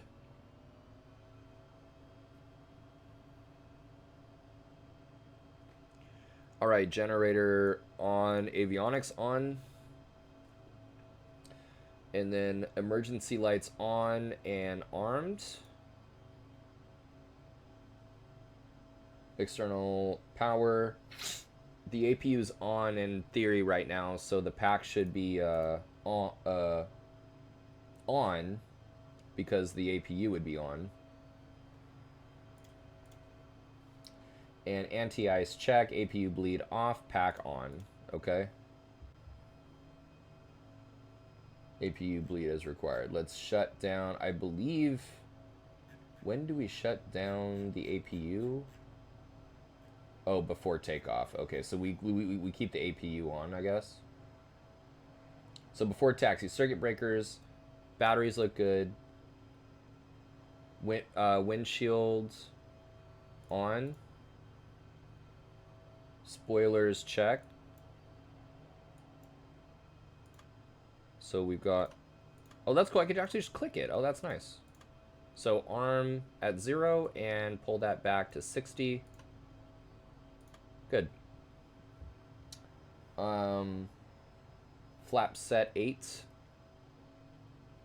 Rudder boost verify on. And Funishima, do you have your multi as well?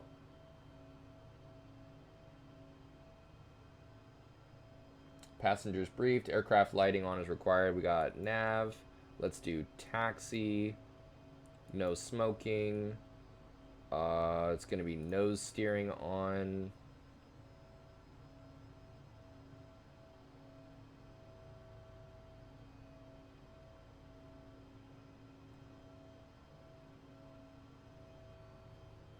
Oh, probe. Okay. Multi-engine and IFR only teach VFR single. Yeah, I'm not an MEI either. I don't have my multi-engine instrument instructor. I have my multi-engine commercial instrument, but not the instructor. So that's cool though, man. So VFR. So oh right. So you're not a double I. You're not an instrument instrument instructor, dude. Even VFR. You know those the private pilots, dude. That'll keep you busy and sharp on its own, man, for sure. For sure. Good for you, man. Good for you. That's awesome. Very, very, very cool accomplishment. No smoking, belts, no steer, emergency parking brake. Okay, so I kind of have that one too. I'm close on that one. PPL and yeah, the private and the commercial during the initial. Very cool, man. Very cool. I love it. Okay, and then we're gonna taxi over here, and we'll set up again. We'll set up the 110.3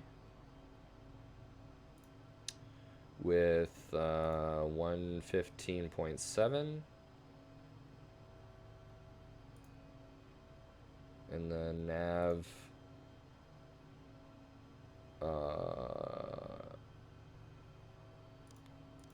Oh yeah, here you go. ILS. Okay, cool. So yeah, we'll do course of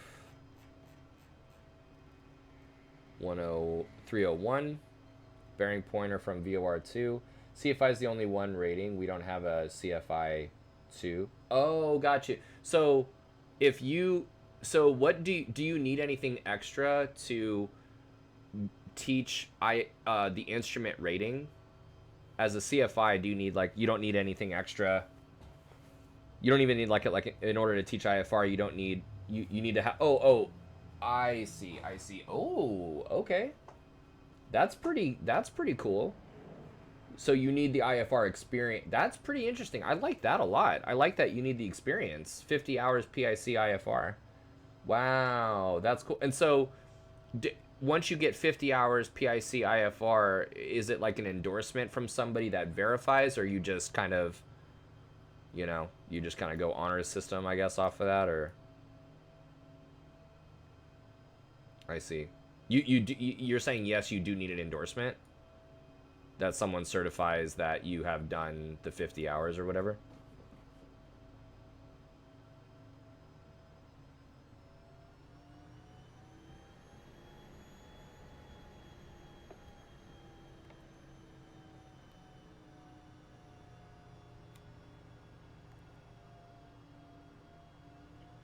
Nose wheel steering, flight instruments, thrust reversers were checked. Takeoff data, nav equipment, flap set 8, check. Trim set, crew briefing complete, high flow is off, radar, wing stab nacelles as required. Yeah, no, it's all good, dude. It's all good. So I feel you, I got you. Yeah, endorsement's like a fucked up word to spell for sure, even knowing English.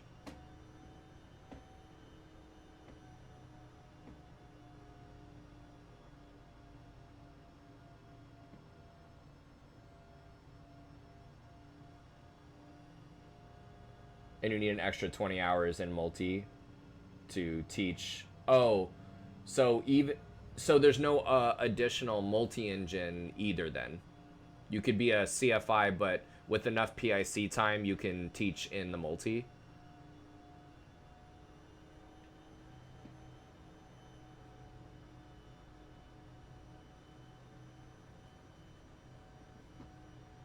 Wing stab. So let's go wing stab nacelles, emergency, taxi, recognition.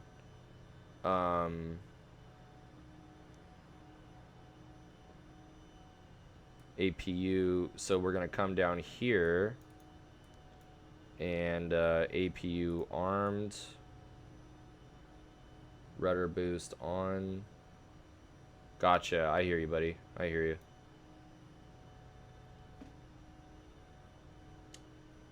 So flaps, trims, crew briefing, high flow, APU. Let's get the APU off, shutdown. So it's gonna be bleed off, APU start stop off, master off. Lineup. We got the probes on. You can take the the multi-engine without the IFR, but yeah, that's the same thing. It's like, what's the point, you know? What's the like? Also, if you don't have your instrument rating and you're doing multi, you're probably gonna be behind. That's a fast process for sure. You're doing like the single engine stuff, and it's props and like cow flaps and landing gear and like all that stuff. It's like when you're instrument rated, you're used to kind of a higher workload. You can cope with that, but without that, it's like, oh my god, it's like a lot going on, you know? Maybe you would agree. Beacon strobe on strobe. Augs hide on. APR armed after takeoff. All right, cool. 451 Charlie Kilo, holding short, runway 30, left close traffic.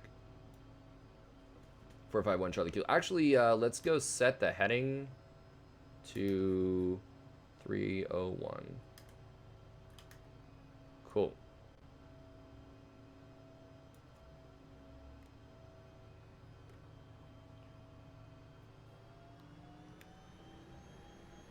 Alright, auto spoiler is armed. Clear final.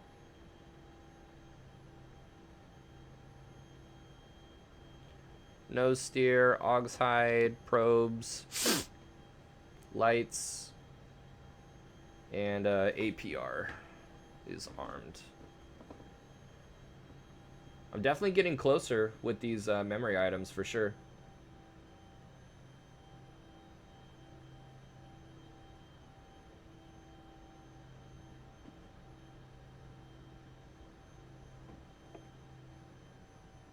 All right. I think it's 40% N1.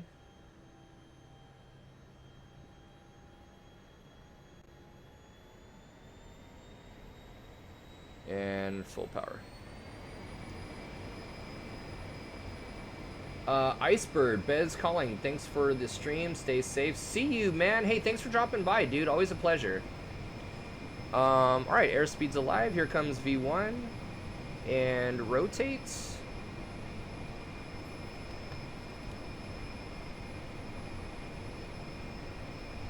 Alright, positive rate. Gear up, flaps up.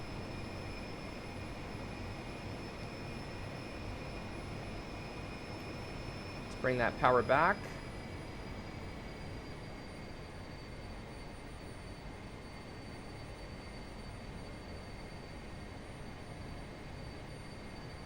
Alright, after takeoff, gear up, flaps up, yaw damper. Spoiler retract, check. Wing stab nacelles, check. Landing taxi light off. And APR off. And we're going to turn these recognition lights off as well. There's 1500. Let's turn our crosswind.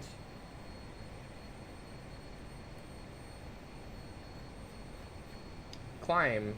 No smoking belts as required. Oh, I see. Pressurization altimeters set 1, 2, and 3. There's 2000. Damn, I blew through it again. Shit. Pressurization, fuel management, engine instruments checked. Systems, we've got happy battery. Batteries are good.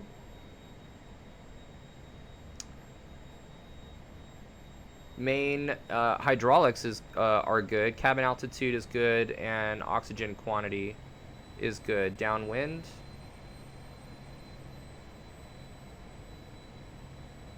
Let's get back down to 2000. Bring that power back 60% or so. Cruise is done. Descent, pressurization, anti-ice, wing stab nacelles on. Altimeters 1, 2, and 3.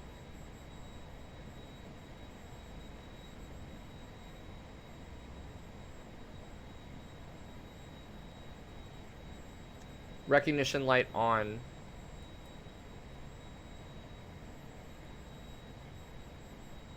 Yeah, that should be like 60% slowed down a little bit. Okay, passenger briefed. Fuel quantities, landing data.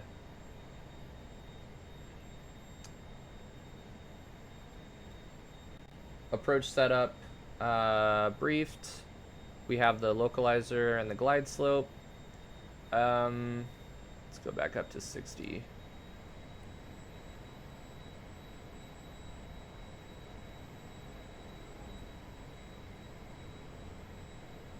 All right. High flow off. Engine sync is off. 19,000 pounds. 132 approach. 122 VREF. God damn, dude. Landing distance 20 Celsius. 19,000 pounds. 20 at sea level. 2,700 feet. We have it. Spoiler arm check. Flaps 8. Let's actually do 20. Augs hide on. Gear down. Landing taxi is required. flaps down. We're gonna wait on that, and then go around to go before landing check complete.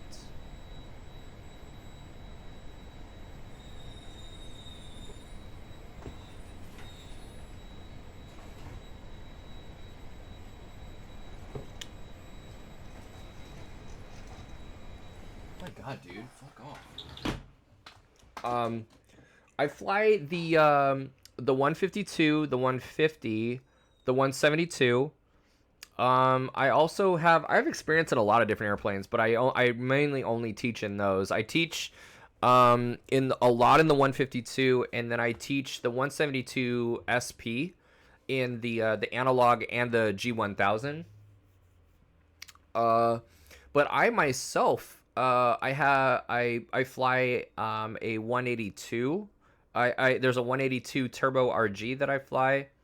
I have time in the Piper, in the Cherokee 180, which is it's a Piper Archer. It's a 180 horsepower Piper. Very, very nice. It's kind of like beat up inside, but it's a great like airplane, you know.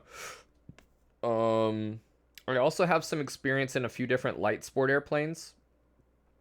I don't fly multi really, although I should go back and just do like a refresher. But I did my multi in a Beechcraft in a Duchess.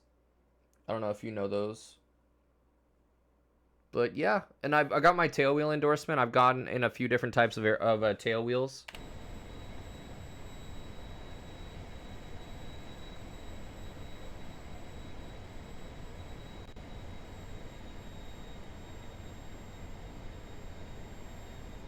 Just gonna really ease my way down to 1600 feet and also slow the airplane down to approach speed.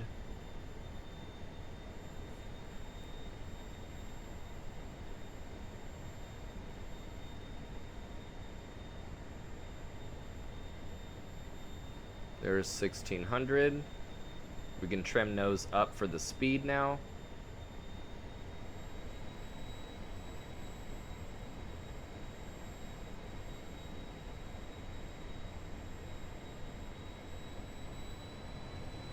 Damn, dude, these numbers look really good, dude. These numbers look super good.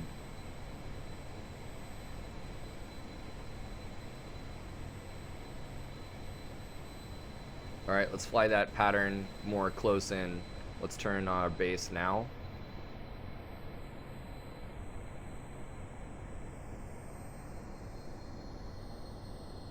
And we'll go full flaps. We'll bring the power up to 73.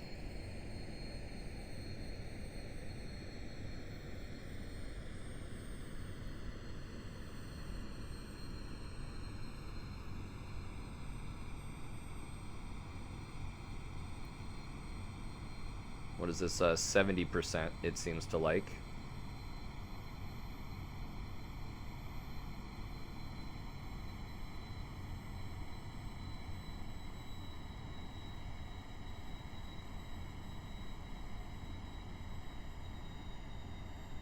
Right here at 1600, let's trim for our 133.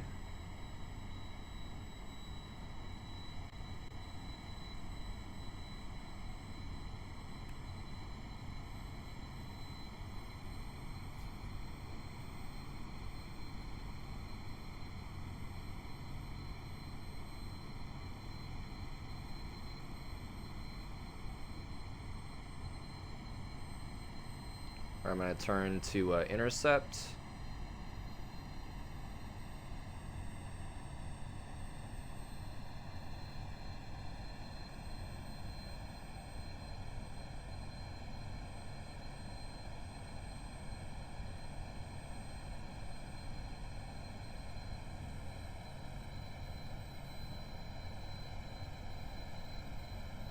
Should be any second now. There it is.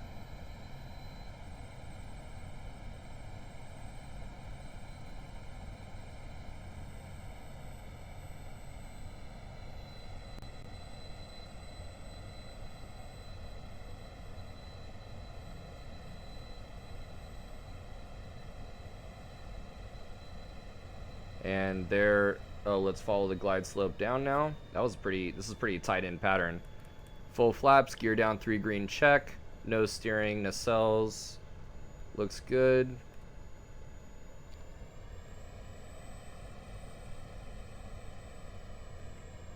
Let's scoot over.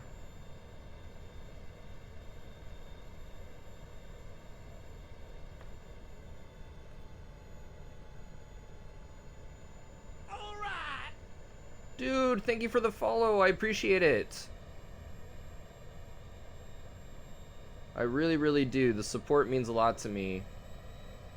And I love, you know, I haven't been on stream for a long time. Like, I haven't been streaming for a while, you know. Like, I started, I think, back in September or something. And I've just absolutely been loving the streaming community and their support for each other. Good positive energy. 1,000. I actually kind of like this. What is it? 60%? Slightly above slope. Few knots fast. Maybe a little bit slower. Should follow that slope all the way down. This is actually very nice. You see, I'm like gradually bringing my speed down. A little bit of a power increase. There we go. That's dialed perfectly. Damn. Gear down 3 green check. 500. Damn, this is what's up, dude. I'm gonna go full stop on this one so I can go over to chat. 400.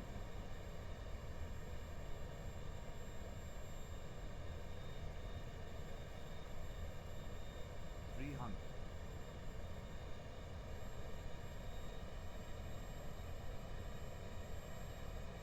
Here we go. 200. Oh, dude, this is probably like my best approach that I've done. This absolutely is my best approach. For sure. 50. 40. 30. 20. Oh, yeah, dude.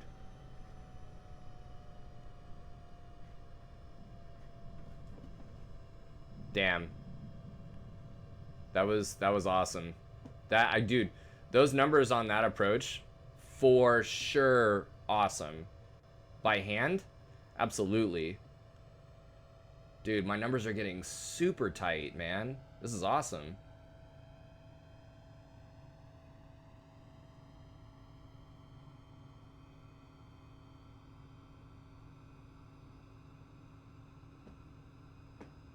All right, let's clean it up.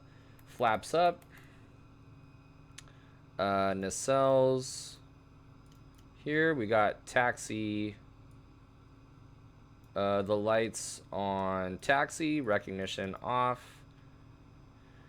Okay, I'm gonna pause here. Let's see here.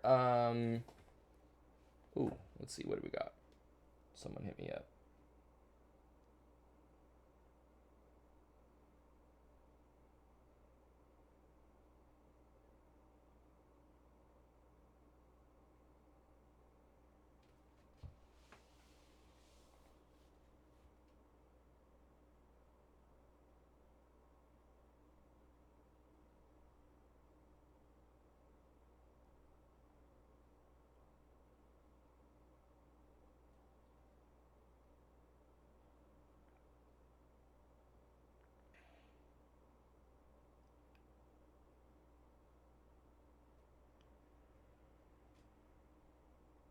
Cool.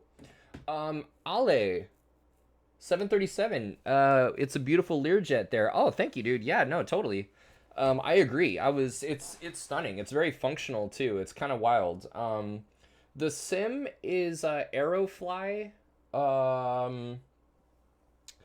Aerofly F2, I want to say is what it's called, or something like that. It's not, you know, like the greatest sim. I think a lot of the other airplanes on here, I actually don't know. I'd be interested to see what other functionality what's the functionality of the other airplanes, especially the more complex ones. Like I know they have a CRJ, I think, on here. Um, Honestly, I was just stoked to find a rather functional Learjet somewhere. I was shocked when at how difficult it was to find a Learjet. Um, I know FSX has one, but first of all, it doesn't really feel like one, and it has like no functionality at all. Like for the most part, like I think it's only probably 10% functional of the panel, whereas here you absolutely can go through and I can sit here in the pilot in the PIC spot and go through all the um you got it.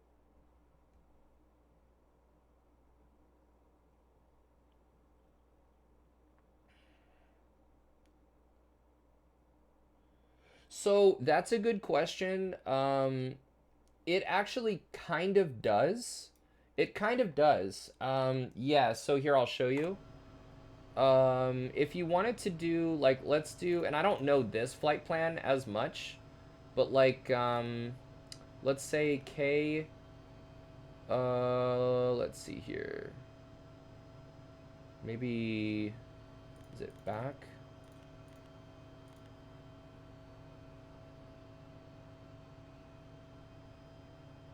Yeah. Oh, yeah. No, if you're looking for a functional Learjet 45, dude, it's Aerofly.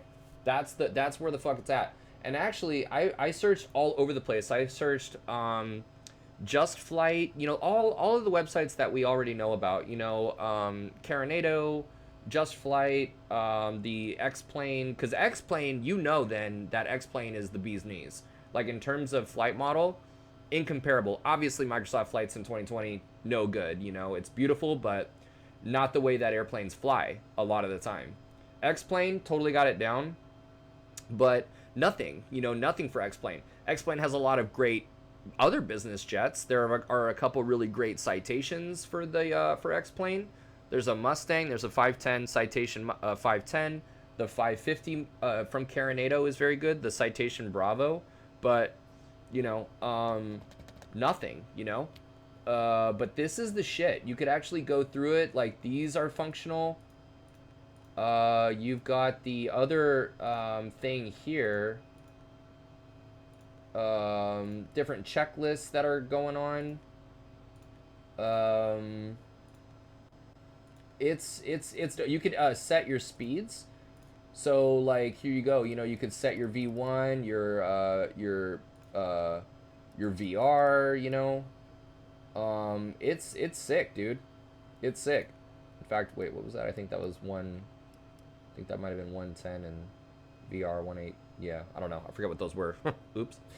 But or the brand new Challenger.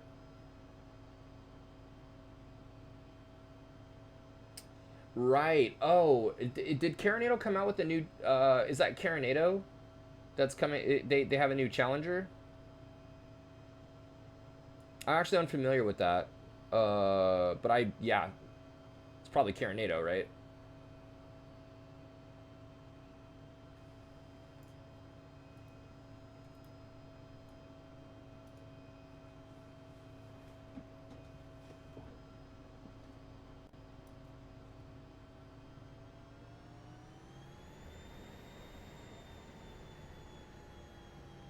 Hot Start Challenger. Yeah. Yeah. It's Are you looking for the Learjet because you have a Learjet job?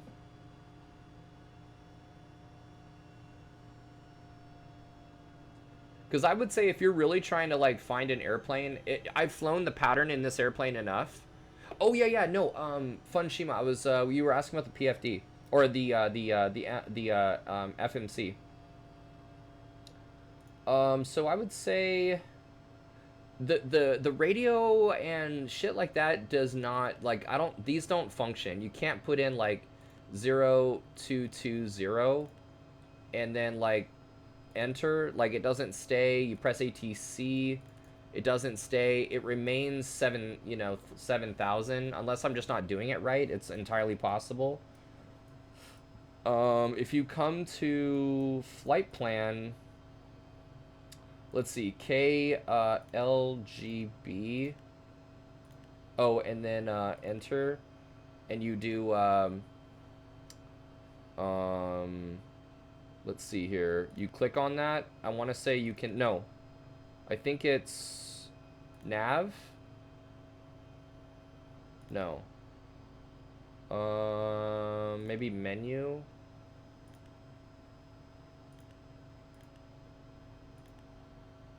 Yeah, there you go. Menu, depart. They have some SIDs here. So you're departing runway 30. It's kind of weird. You're gonna go number 3 and enter, and there's runway 30. SID.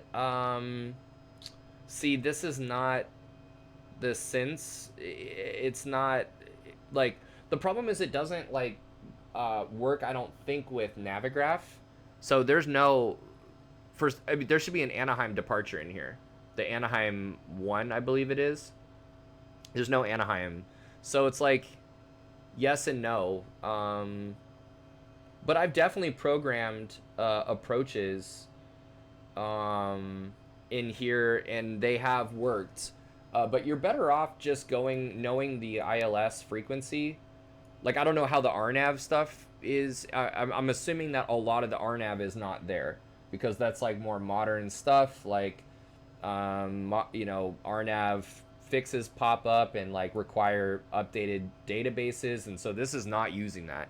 But if you have the procedure and you want to try and go like, to a VOR, and then somehow like on a feeder route to an initial to an intermediate, and you want to intercept the final we're doing the ILS. The frequencies do work.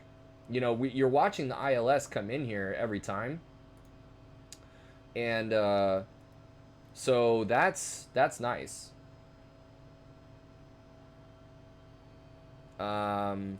So I mean, that level of functionality is very cool. I think if you want, so see, like if I'm doing my IFR actual flying, I don't go to Aerofly.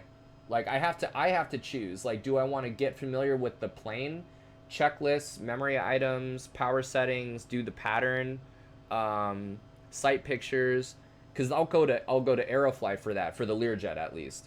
But if I am interested in the IFR clearance, SIDS, stars, approaches, ATC, and like jet, like business jet workflow, then you got to go X-Plane or Microsoft 2020 in something comparable. So like in 2020, I've been using the CJ4 I've been loading the CJ4 max weight is close to what I will be feeling in the Lear 45. The Lear 45 is a 19,200 pound max landing weight, and the max gross weight for the CJ4 is 17,000 pounds. So I try and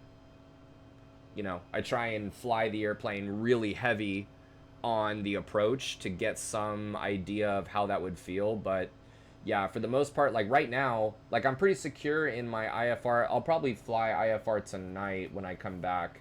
I'm gonna go to my girlfriend's here in a little bit, but I'll fly IFR later. I've been doing that really in the CJ4 now, because the CJ4 in Microsoft Flight Sim 2020, or like the Citation Bravo in X-Plane, my Navigraph updates those FMSs. So especially the working title CJ4 is a beautiful airplane for real. Even though Microsoft Flight Sim 2020 like is whack, like as a it's not great. It's not like reliable, it's not a reliable representation, I should say, like of the way that airplanes are supposed to fly. Everything's fucking negatively stable and shit. It's weird. But doing business jets on autopilot with those procedures is dope. It is really sick. So I'll just do that. So But right now, you know, I feel good with my IFR procedures and my ability to do IFR quickly. So right now, you know, I've got my my Lear 45 checklist out in front of me, and that's what we've been doing is just checklists and memory item stuff. No, Ale says you're a lawyer. Oh, nice. But I have a thing for biz jets. In particular, the Lear 45. Yeah, nice, dude. Nice. Yeah, this is a really, really nice one. I'm practicing this. I just got a job in the as an SIC for this airplane, and that's why I'm on this side. Um, what the fuck?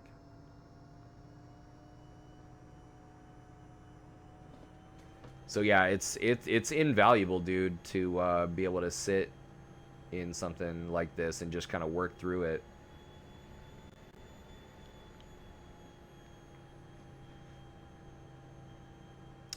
The I noticed the Lear 45 is a really interesting airplane to fly because I think because of the weight. First of all, it's powerful as fuck, but because of the weight, um, the you gotta really actually shit. Because of the weight, you know, the speeds are they're higher. You're definitely coming in faster than other business jets that you might fly. If you're familiar with those citations on a X-plane, especially the Bravo, you know, to have a like an approach speed of 133 or yeah 133 or 132 or something, and a ref of 120 or 122, that's pretty high. You know, in comparison to what like 110 approach and 90 ref, or maybe like 120 approach and 110 ref. But it's fun. It's a definitely it's a great challenge for sure.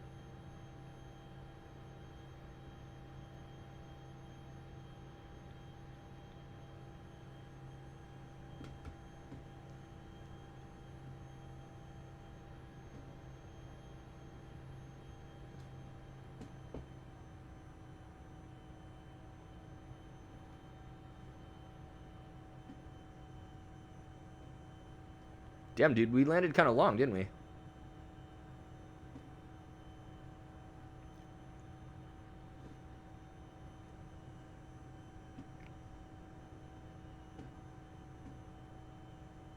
We'll do a couple more touch and goes.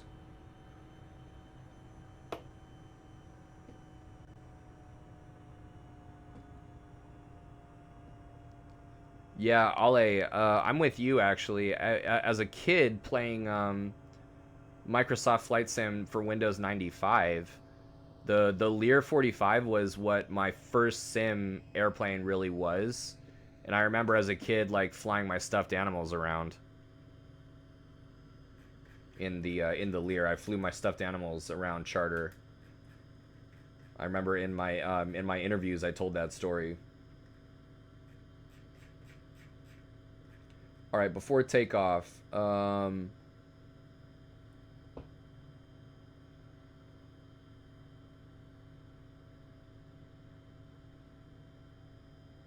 okay.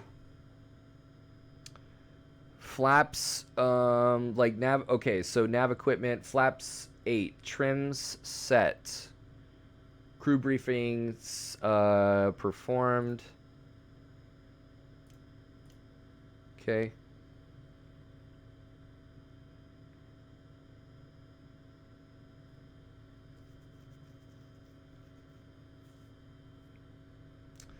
Oh yeah, dude. See, like that's what's up, man. That's what's up. Like it's just like a nice, like nostalgic, just oh man, it's like who doesn't know about the Learjet, you know? It's great. Yeah, I'm really excited. It's an air ambulance job. So not even passengers, dude. Like it's gonna be like some people that need some medical attention. I'm really pumped. I'm super pumped. Um Flaps set. 8 verified. Crew takeoff. Briefing. High flow off. Radar. Wing stab on. And nacelles on. APU shutdown. Bleed off. Start stop off. Master off. Check fuel. Runway lineup. We'll get the probes on. And I'm going to see if I can do this. So, probes, recognition, strobe, landing, oxide on, rudder boost, flaps, and APR. I think that's it. So let's see here. Probes, lights, strobe, oxide on, APR. Fuck yeah, dude. Awesome. Okay, good. I'm getting closer. Getting closer.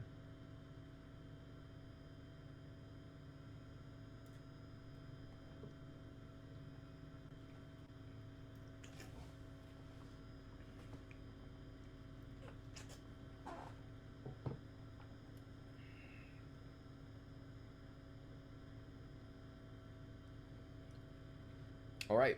Clear for takeoff, runway 30451 Charlie Kilo.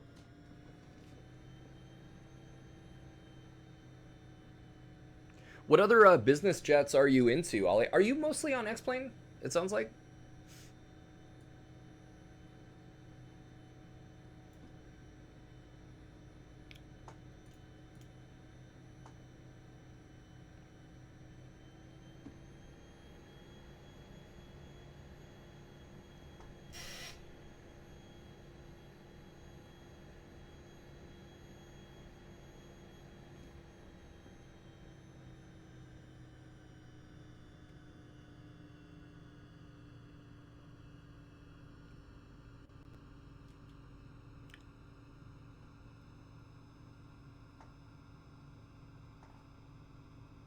All right.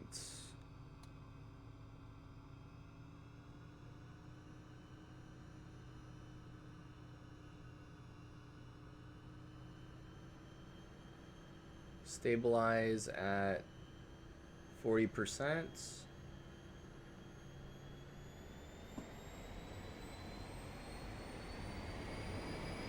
All right. So engine systems are good. Airspeed is alive. Engines are good. V1. Rotate. Positive rate, gear up, flaps up. After takeoff, gear up, flaps up, yaw damper is on.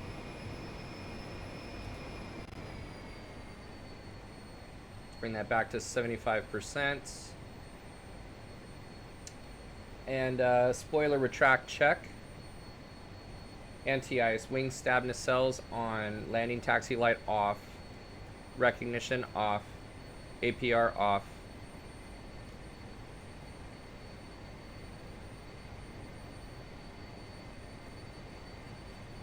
Climb.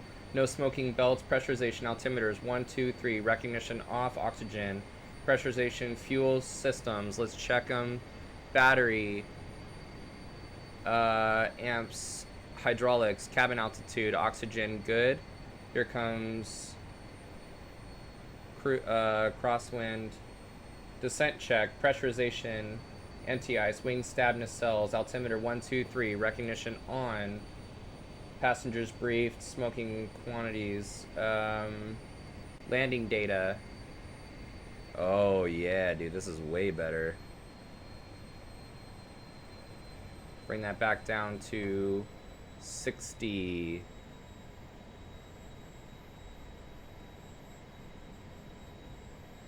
Approach briefing. High flow off, engine sync is off. 19,000 pounds. V approach is 132, VREF is 122, 19,000 at sea level, 20 Celsius, 2,700 feet. Oh shit.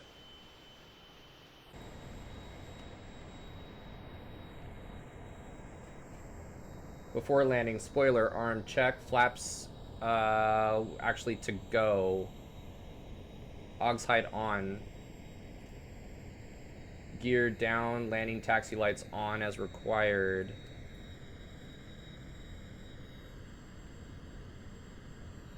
Flaps down, so we're in the downwind. Let's go flaps 8.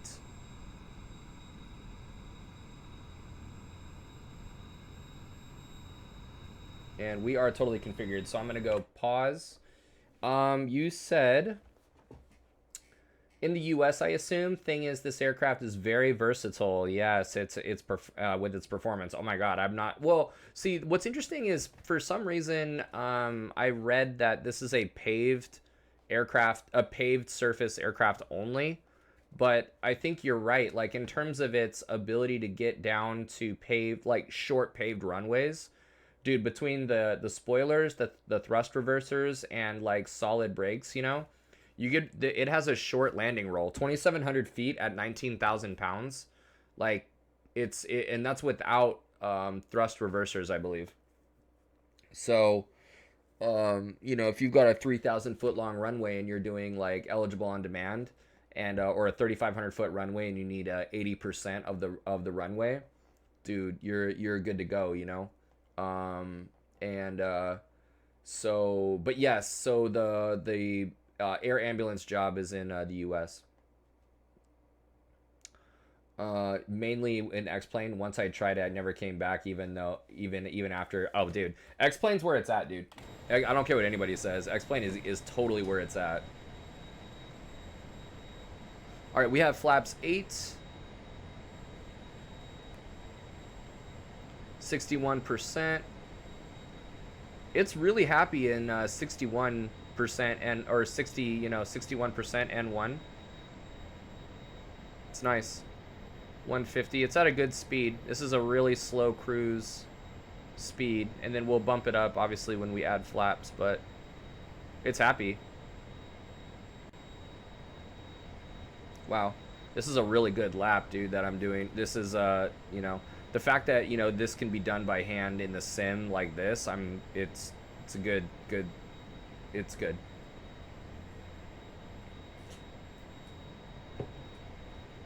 Yeah, I'm doing, you know, very important that I do the hand flying, you know. Hand fly the airplane. And I think this sim feels, I mean, not having not flown the airplane in real life to know, I think it's good. Shut up, King Cobra.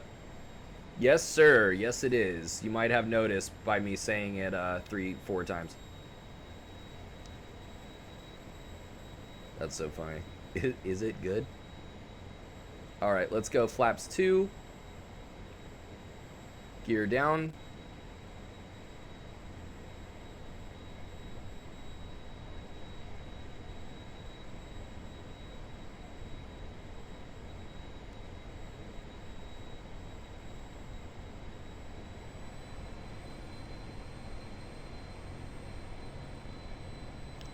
All right, so we've got flaps 20, gear down 3 green.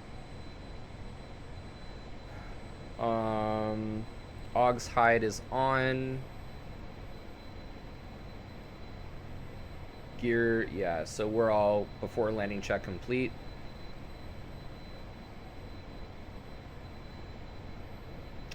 Right now I'm just waiting for the glide slope to go above where I'm at.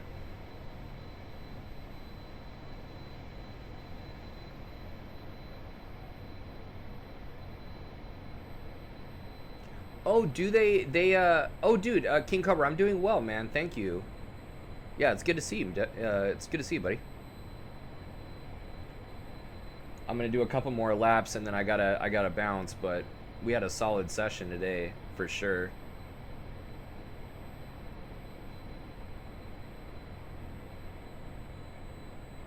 Bring the airplane down a little bit.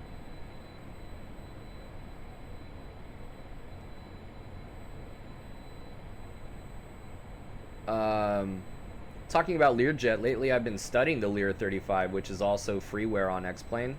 Dude, that's really awesome. I didn't know that was freeware. The 35 would be another really great one. How have you been studying it? Just like in the sim, you're saying, or you been reading manuals or something, or? All right, let's go ahead and turn base. Flaps full.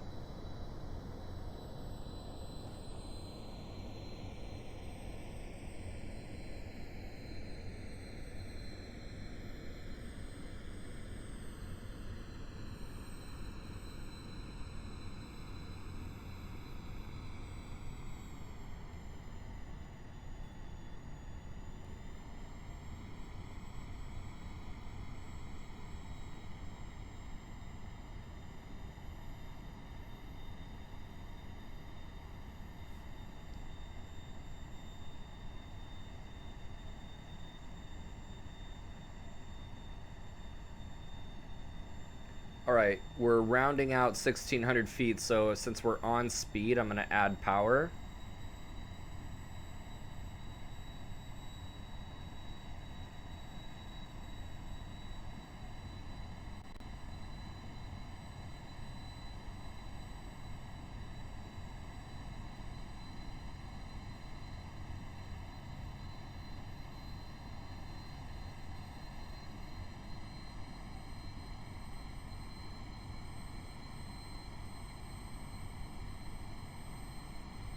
All right, start our 30-degree intercept.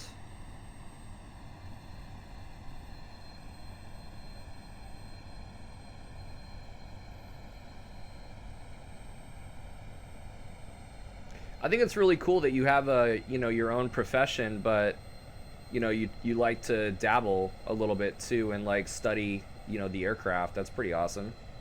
Good for you. Okay, auto spoilers armed. Probes, wings, stab, nacelles, nose steering. Oh shit.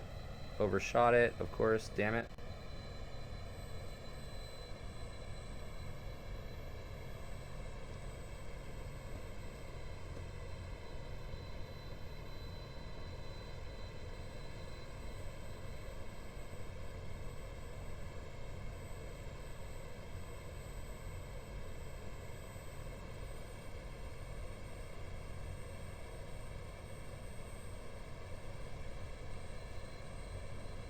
Alright, this will be a touch and go. Gear down 3 green at the final approach fix.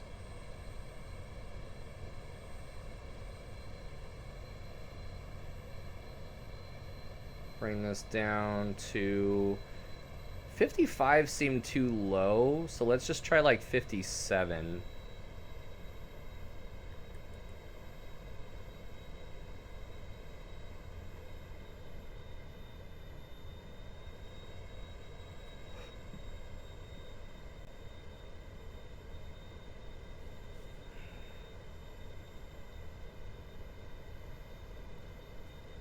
Yeah, I like this.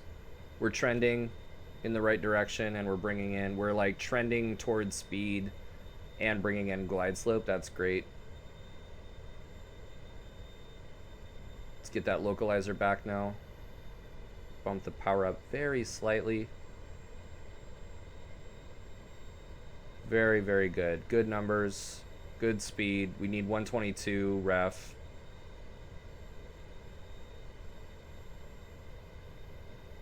Short final, gear down 3 green. On slope. One's out.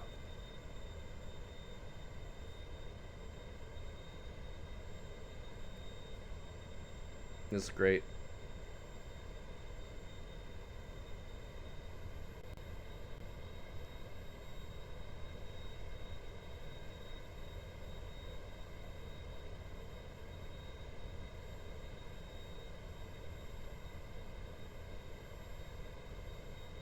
Yeah, these numbers are getting very, very, very good, like with every lap.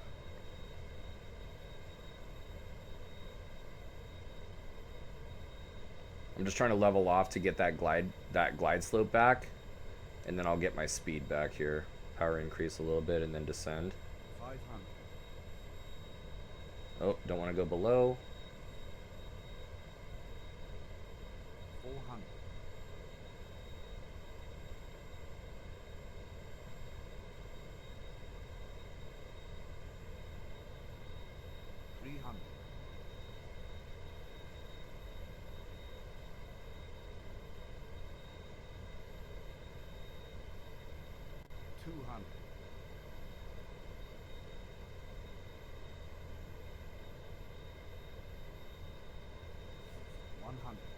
Okay, and here we are going into ground effect.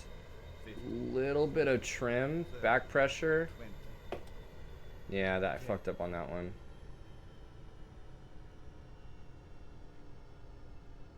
Yeah, not as good.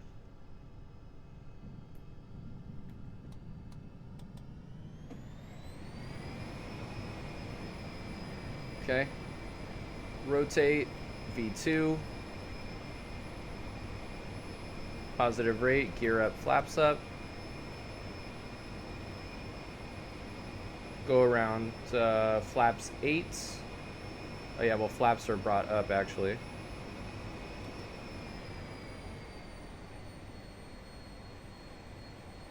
And then spoilers are checked. Let's go to the after takeoff. Gear up, flaps up, yaw damper, spoiler retract. Anti-ice, wing stab nacelles, taxi lights off, recognition off, APR off, check, and ignitions are off. Climb, no smoking belts. Altimeters 1, 2, and 3. Recognition light is off. Cruise, pressurization, fuel management, engine instruments and systems. Electrical is good. Hydraulics are good. Cabin altitude is good. Oxygen is good. Descent. Thrust levers, wing stab nacelles on. Altimeters 1, 2, and 3 set.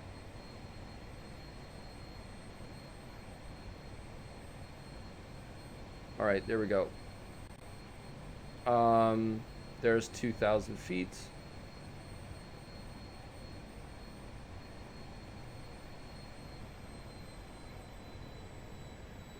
And then let's go downwind. Fuel, yeah, recognition light on. And landing taxi on.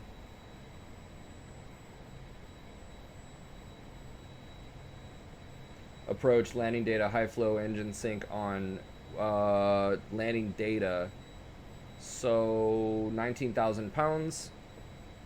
V approach is 132. V ref 122. Landing distance 19,000 pounds at 20 Celsius. 2,700 pounds or 2,700 feet.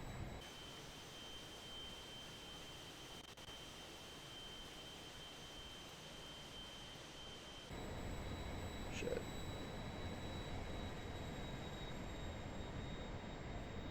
An OEI landing? What's an OEI landing? Sorry, forgive me. I probably should know that, but spoiler armed, flaps 8. Augs hide on. And gear down. Landing taxi on, flaps down, and we're before landing completes.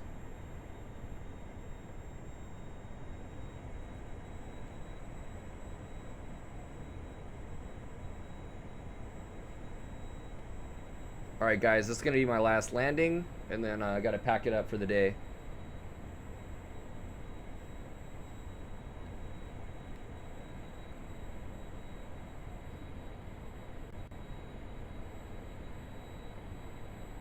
And we'll do flaps 20, now that we are below 200 knots.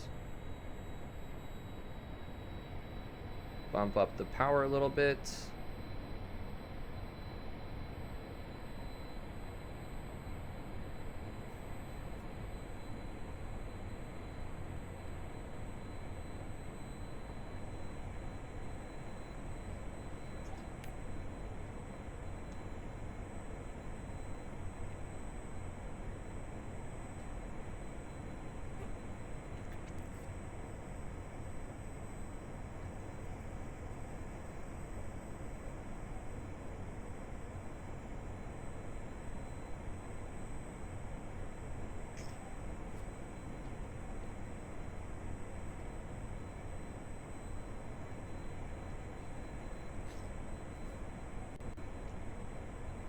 It's good though to run through these checklists, man. I feel like I'm ahead of it. I know what I'm looking for. Wing stab nacelles, lights, gear down 3 green oxide, and looking good. On speed, at altitude, really nice.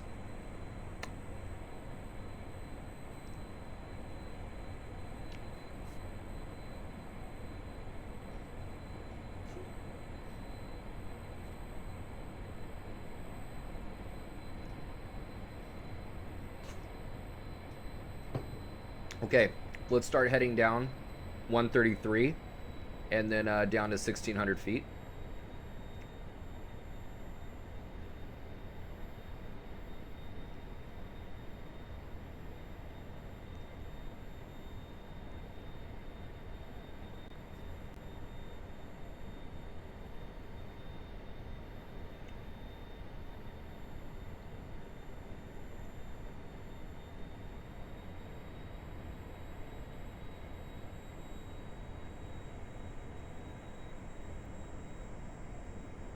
All right, there's our base. Full flaps, add a little bit of power, nose up trim. Stay right there at 1600. Damn, how about that level off, dude? Look at that, dude. Look at that. Oh, almost perfect. Actually, pretty darn good, dude. Pretty darn good. There's 1600. Oh, shit, are you serious? Oh, dude, you're right. What's up with that? It is frozen. That's weird. I'm not sure why. My sound is coming in.